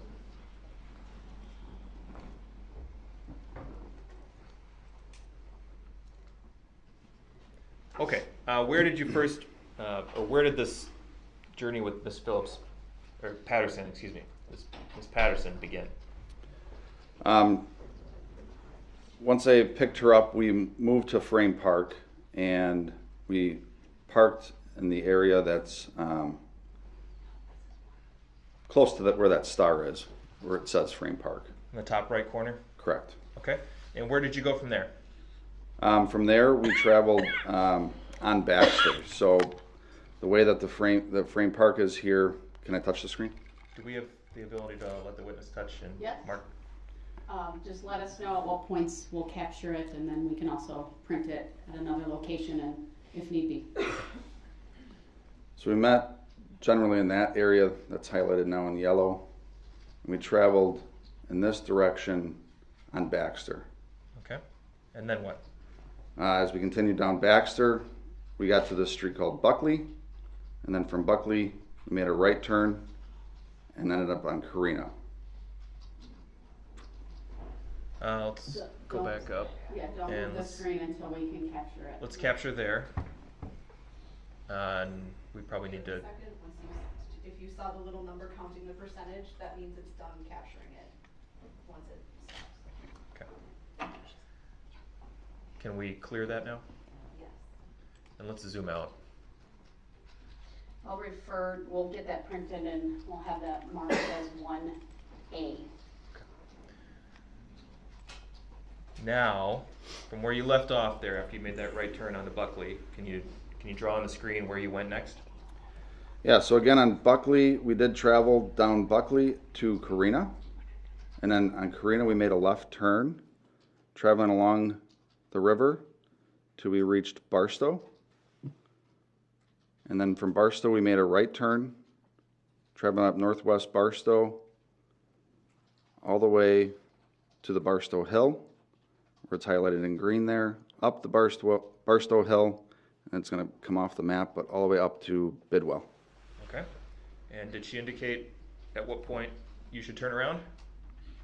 At Bidwell and northwest Barstow. Did she indicate where she went with Mr. Brooks after that? Well, she jumped out of the car at Bidwell and northwest Barstow. And what happened, according to Ms. Patterson, at that point? At that point, she started making her way back the same path, back to Frame Park. Again, because she was unfamiliar with the geography, she just used the same route that she just went. Okay. Did she at any point mention a gas station on that route? Yes, she did. Do you see that gas station depicted on Exhibit 1? Yes, I do. Can you tell us where it is? Yes, it's the mobile gas station highlighted with a star, and I'll circle it in that area. Do we have a screen capture here? Yes. The screen capture has been done. When we get that color print brought to the courtroom, that will be 1B. Okay. And this map is you're familiar with Waukesha, right? Yes. This is an accurate map of Waukesha. Yes, it is. And the markings that you've put on the screen here, that's an accurate representation of the route you took with Ms. Patterson on November 22nd? Yes, it is. Move Exhibits 1A and 1B into evidence. Any objection? Yes. The objection noted, it's overruled. Exhibits 1A and 1B are received by the court. That's all I have for this witness. Mr. Brooks, do you have any questions for this witness? Yes, I do. Go ahead. Is it Officer Booth or Detective? Detective. Sorry about that. Good morning, Detective Booth. Good morning. You've been in law enforcement for over 20 years. Would that be fair to say? Correct. At any time during your over 20 years of service, have you ever had any interaction with the plaintiff in this matter? Objection. Sustained.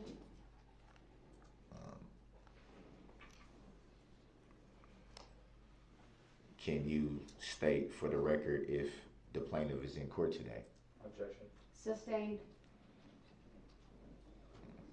Have you ever seen the plaintiff? Objection. Sustained. Do you even know of the plaintiff? Objection. Sustained. Ever spoken to the plaintiff? Objection. On what grounds? Sustained. On what grounds? It's sustained. Next question. May I ask what grounds, Your Honor? Mr. Brooks, do you have another question? I do. I was just trying to follow the rules that you said by saying that an objection has to have a basis. So Unless it's self-evident to the court. It's sustained. Next question. On what grounds, Your Honor? Do you have another question? Otherwise, under 906.11, I will give the state an opportunity to ask any redirect. Yes, I do have more questions. Go ahead.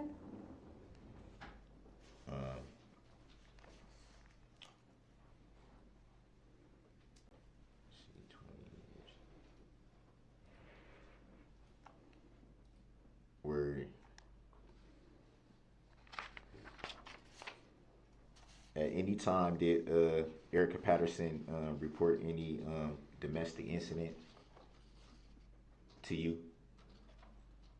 Yes. Do you remember the dates that she reported, or date? Yes.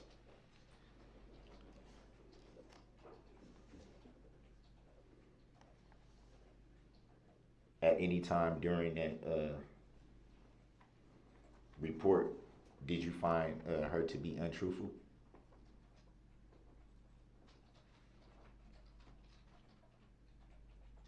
No.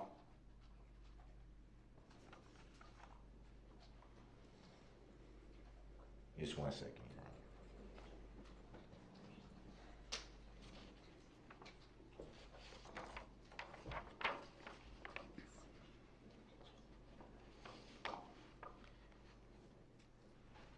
I'm reading from the narrative of your report, and specifically the part where it says, what I learned from ERIKA Patterson was that when I spoke to her on a previous evening with Detective Barrett, she was not completely forthright with all of the information she had given. Would that be fair to say? Correct. So would it also be fair to say that from the report that you wrote, that you're acknowledging that there was some untruth in the report reported to you? No, that's incorrect. You did make this report, correct? Correct. So you did report that what you had learned from ERIKA Patterson was that when I spoke to her, now these are your words, when I spoke to her on the previous evening with Detective Barrett, she was not completely forthright. You said what you learned was that she was not completely forthright. So is it fair to say that there was some untruth to the report? No.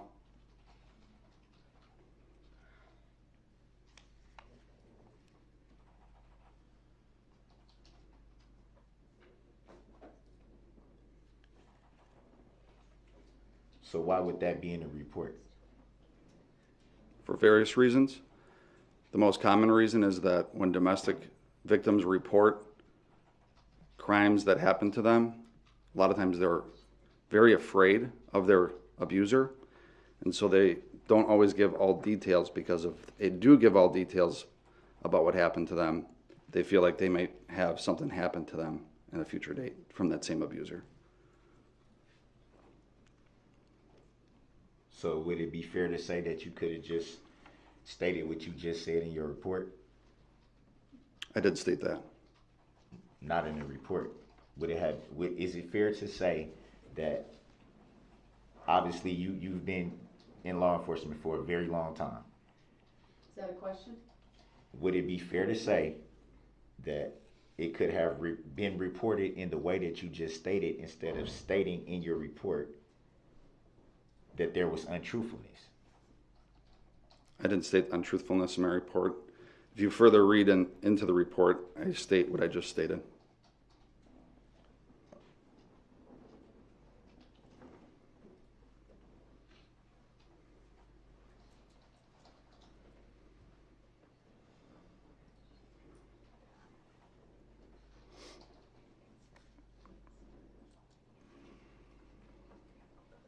So would it be fair to say, though, that there the information wasn't completely forthright. Yes.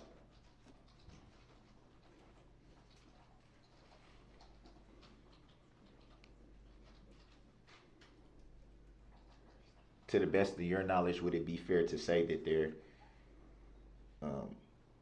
was in fact only one incident? No.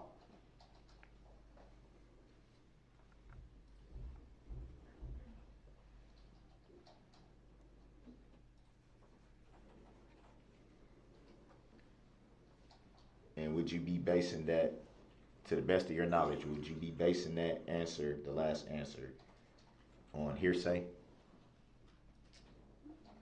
No.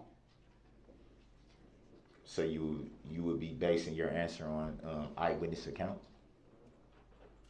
I'll check that relevance word. Grounds. I'm going to sustain the objection. Next question, or you can rephrase it. Would it be fair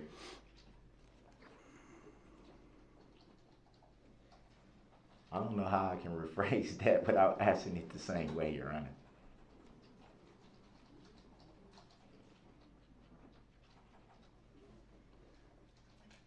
Just give me a second, if I may.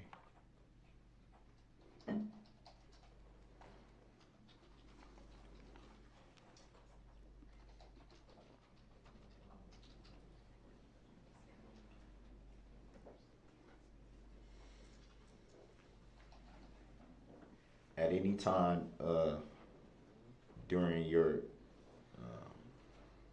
report or time spent with Ms. Patterson,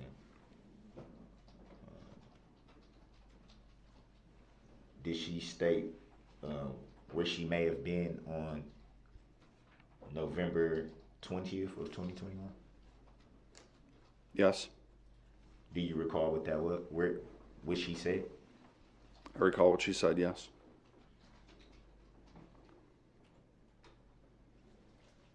To the best of your knowledge, do you believe that she was being truthful?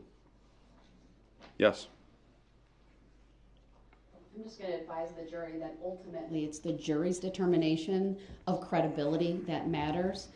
And you heard me read an instruction yesterday. That's obviously the instruction you'll follow ultimately in the jury room.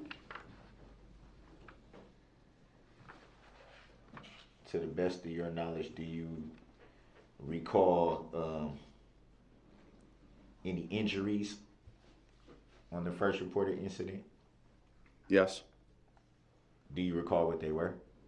Yes.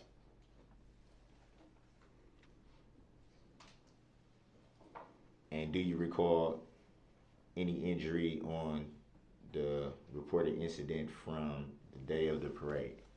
Yes. Do you remember what they were? Yes. Can you state on the record what they were? On which day? The 20th.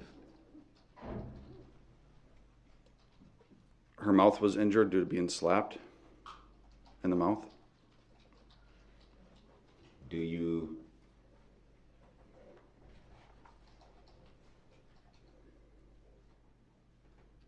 Can you recall for any reason why that would not be in the report? It is.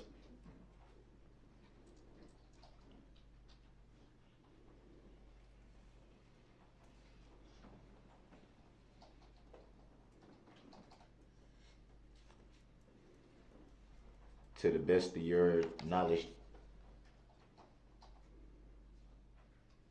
can you say where in the report that would be? Because I don't see it in the report that I have here before me.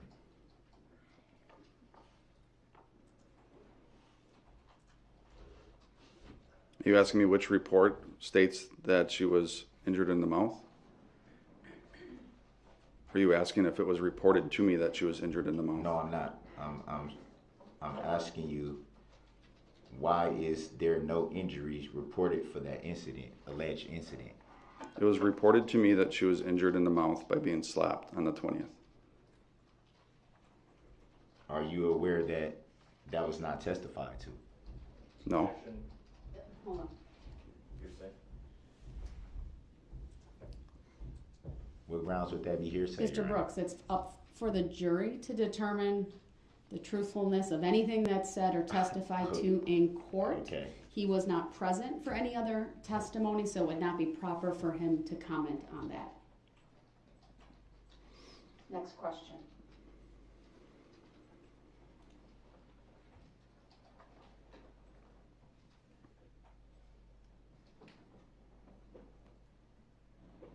Would it be fair to say that the reported alleged incident from the 20th is very, very vague in your report? Would that be fair to say?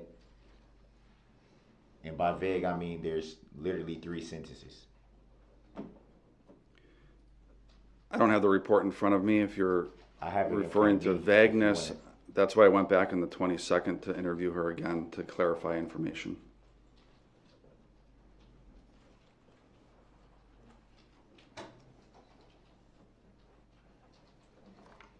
So, on the 22nd,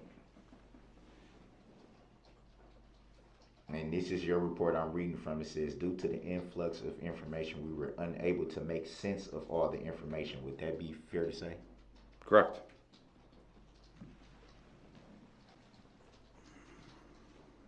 So it would be also fair to say that that would basically state that there were some things you weren't sure about. Yes.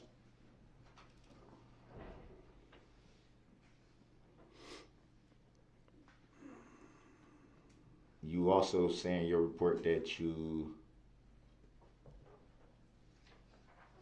had learned that there were 2 other individuals that may have been involved in the incident. Would that be fair to say? Yes. Do you remember the names of the 2 individuals? Yes. Would you state on the record what the names of the other 2 individuals were? Corey Runkle, and the other individual's first name is Nick. I don't remember his last name.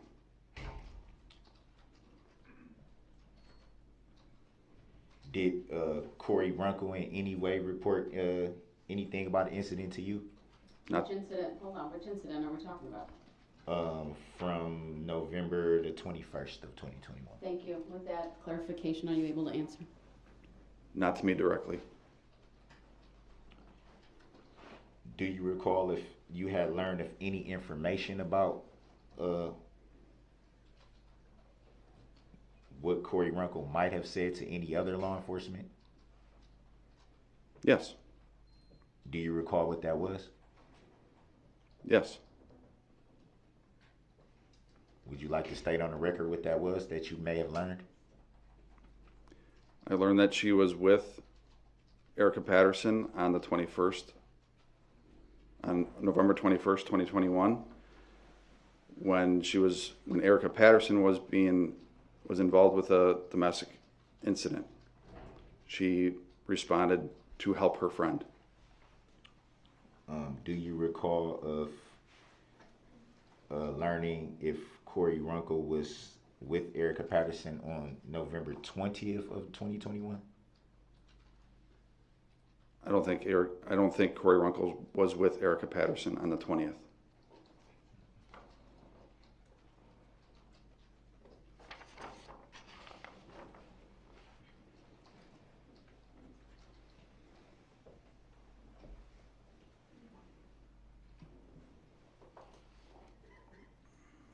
You stated in the report that you were with ERIKA Patterson to kind of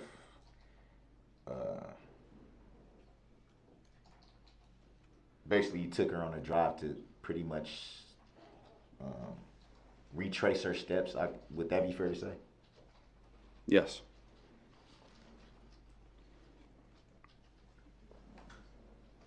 At any time, did any incident about November the 20th of 2021 come into your conversations with ERIKA Patterson? You talked about during the drive. During the drive. I'm sorry, Your Honor.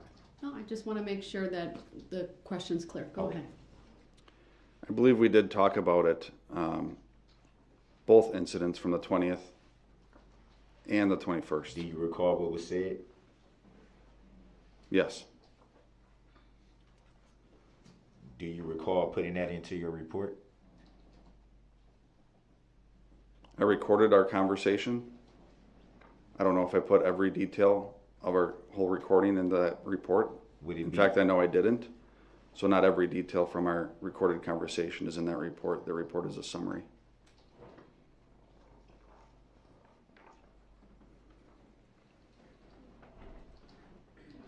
For any reason, to your knowledge, why would details of the incident not be reported accurately? Objection, that mischaracterizes the evidence. It's also vague. Sustained. To the best of your knowledge, why is that conversation that was supposedly had not in your report at all? Objection. This states the evidence. Sustained. Just 1 second.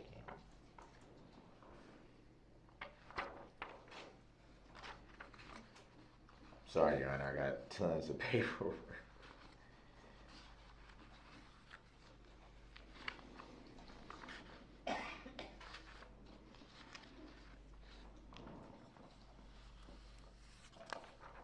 Just 1 second, Your Honor. 1 second.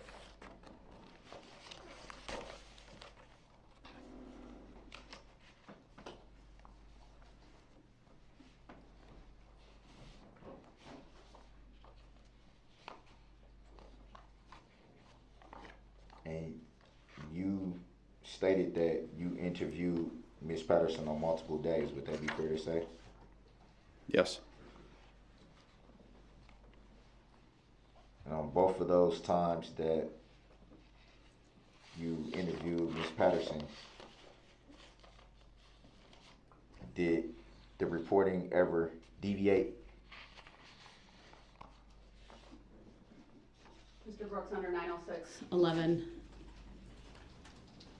you need to clarify your question.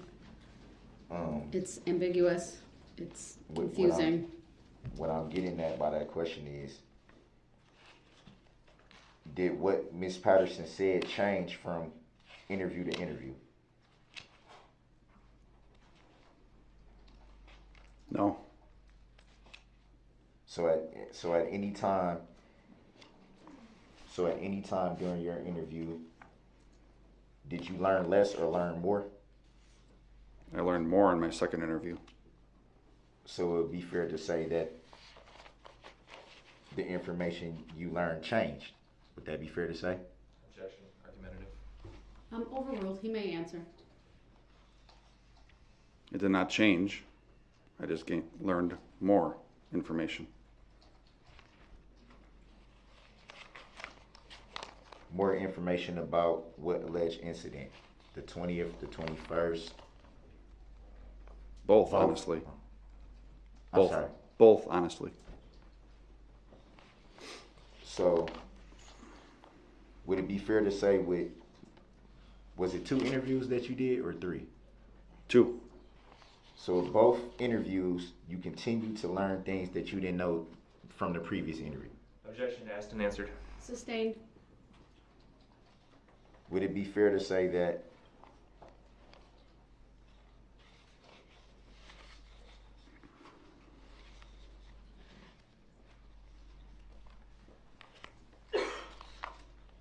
well, let me back up from that.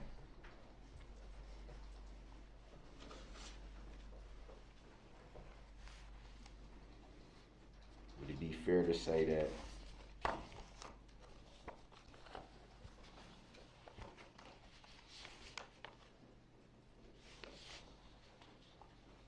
just 1 second, Your Honor.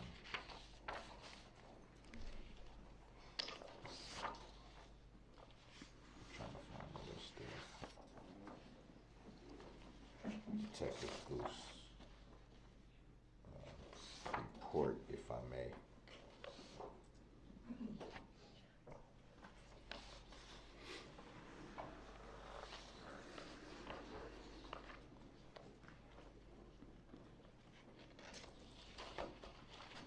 To the best of your knowledge,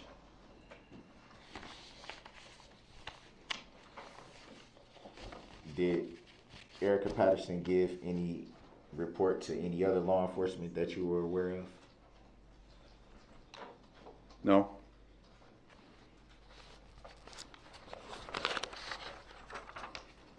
So to the best of your knowledge, you were the only detective that interviewed Ms. Patterson? Objection. Asked and answered. Sustained.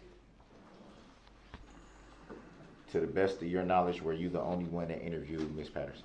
Same objection. Sustained.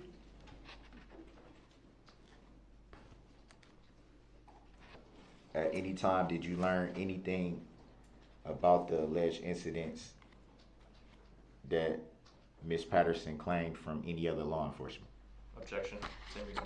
Sustained.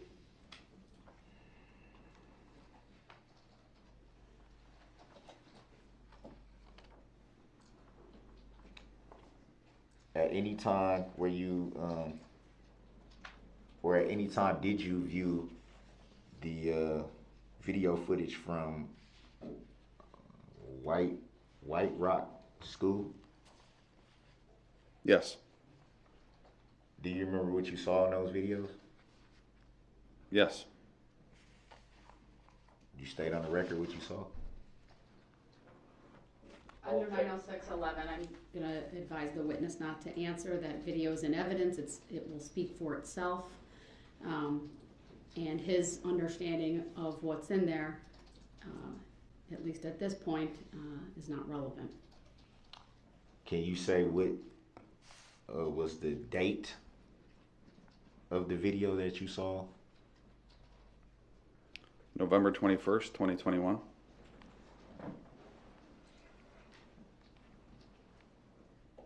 Did you see any video from the other alleged incident from November 20th?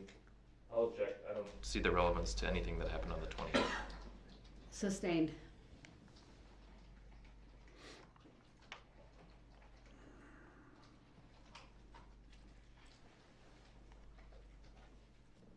Do you know if there might have been any video from the alleged incident on November 20th? Same objection. Sustained. Grounds. It's not relevant. May I ask how is it not Next relevant? question. There's not a charge related to the 20th, sir. It's not relevant. I've given you leeway to ask questions. At this point, under 906.11, move on. Just so I'm clear, you have never had any interaction with the plaintiff. Objection. Sustained. You've never seen the plaintiff. Objection. Never Sustained. spoken to the plaintiff. Objection. Sustained. Never seen. Do you see the plaintiff in court today? Objection. Sustained. Do you know if there is a plaintiff in this matter? Objection. Sustained.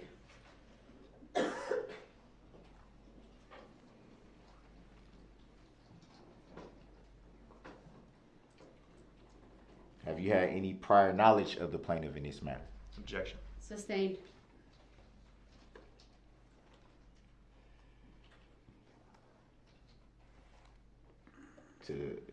Would it be fair to say that you do not know of any plaintiff in this matter? Objection. Sustained. On grounds? What grounds? Under 906.11, I'm declaring the cross-examination now closed. Do you have any redirect for this witness?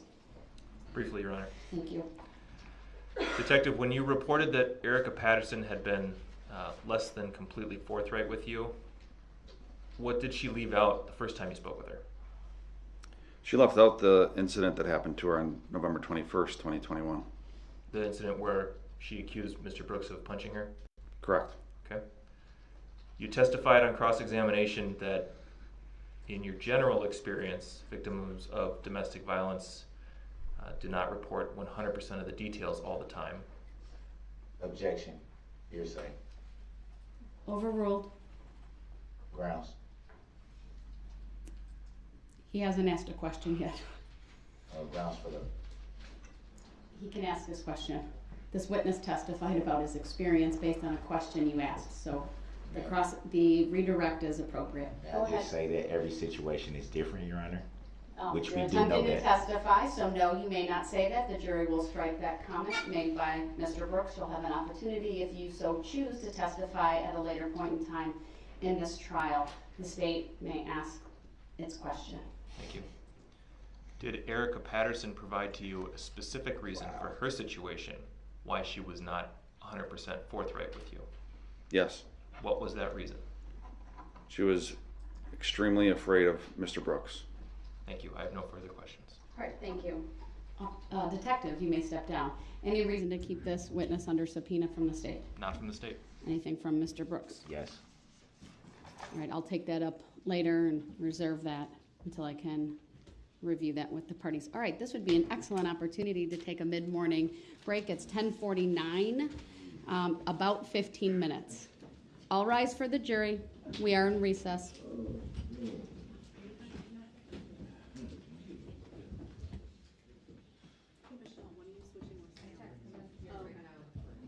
Good idea.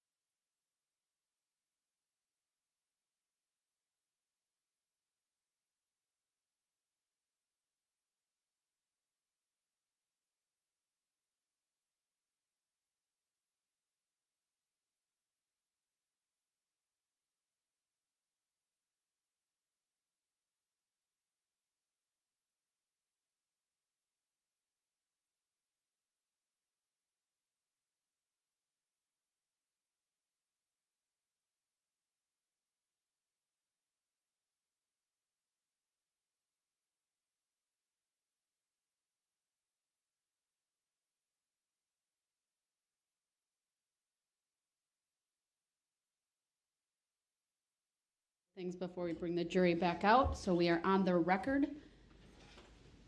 Mr. Brooks, I was provided with information that your test result was hand-delivered to you, folded. Did you receive that? I was made aware of my I didn't look at it yet, so. Do you have it with you? It is. It's in my paperwork somewhere. All right, I need you to locate it and open it up, please. May I ask the reason why that would be? Mr. Brooks, you raised this issue yourself, and I'd like to know the result. I would too, but I was kind of in the middle of preparing for my defense, so Mr. Brooks, find the piece of paper and open it up and read it, please. Your Honor, I don't consent to being talked to in that fashion. Your lack of consent is noted for the record. Please find the piece of paper, open it up, and please read it. I will not consent to that, Your Honor. Or do I agree to that, Your Honor? I do not. Mr. Brooks, then I'm going to advise the Sheriff's Department to find the piece of paper and hand it to me so that I can read it. And so that those are your two options. What would be the basis for that, Your Honor?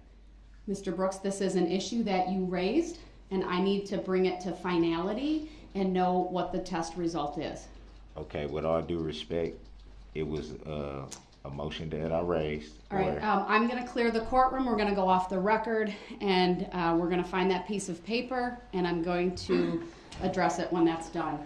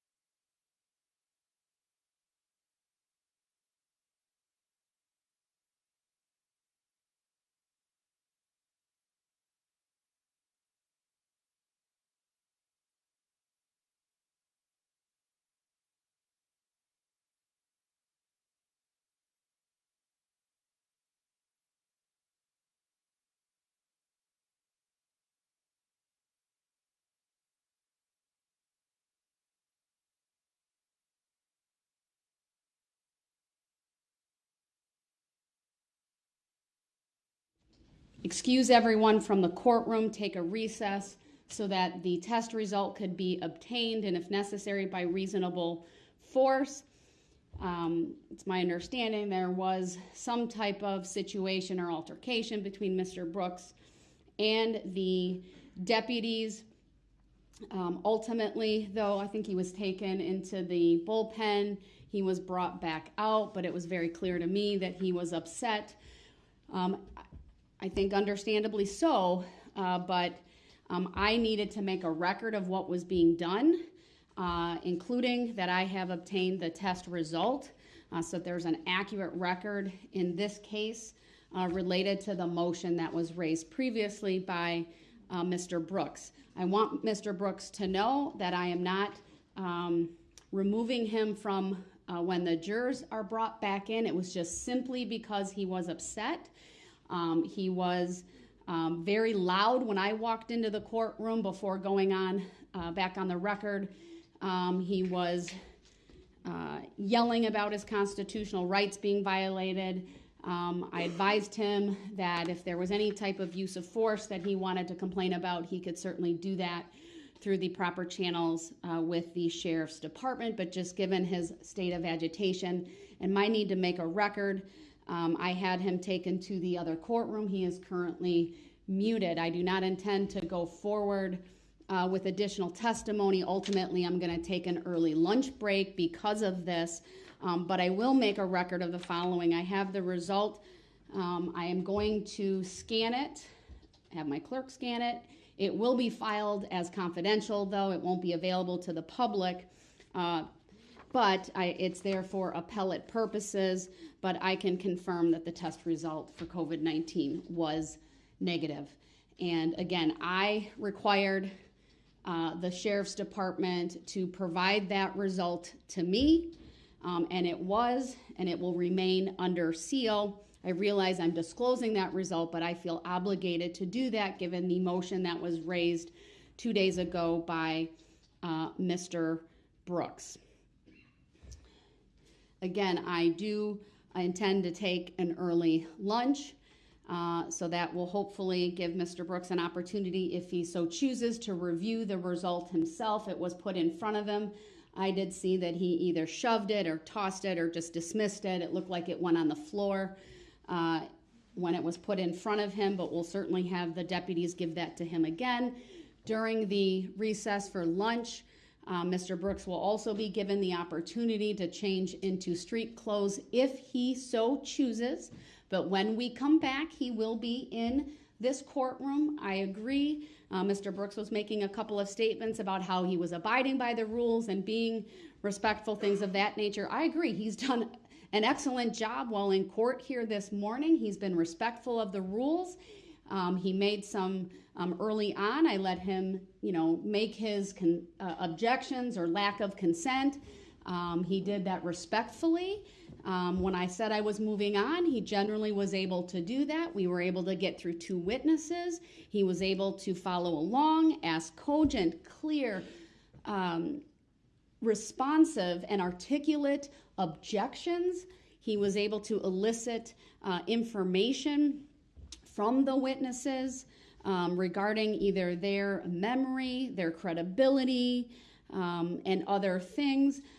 Generally speaking, he's been able to competently represent himself and provide, again, solid cross-examination this morning. So I'm going to give him an opportunity to hopefully settle back in and to come back here when we return from lunch. So with that, we are in recess. Probably come back at 1 o'clock. Since it's only 11:30, and we'll take the full 90 minutes for lunch today. All right, thank you, everyone. Thank you.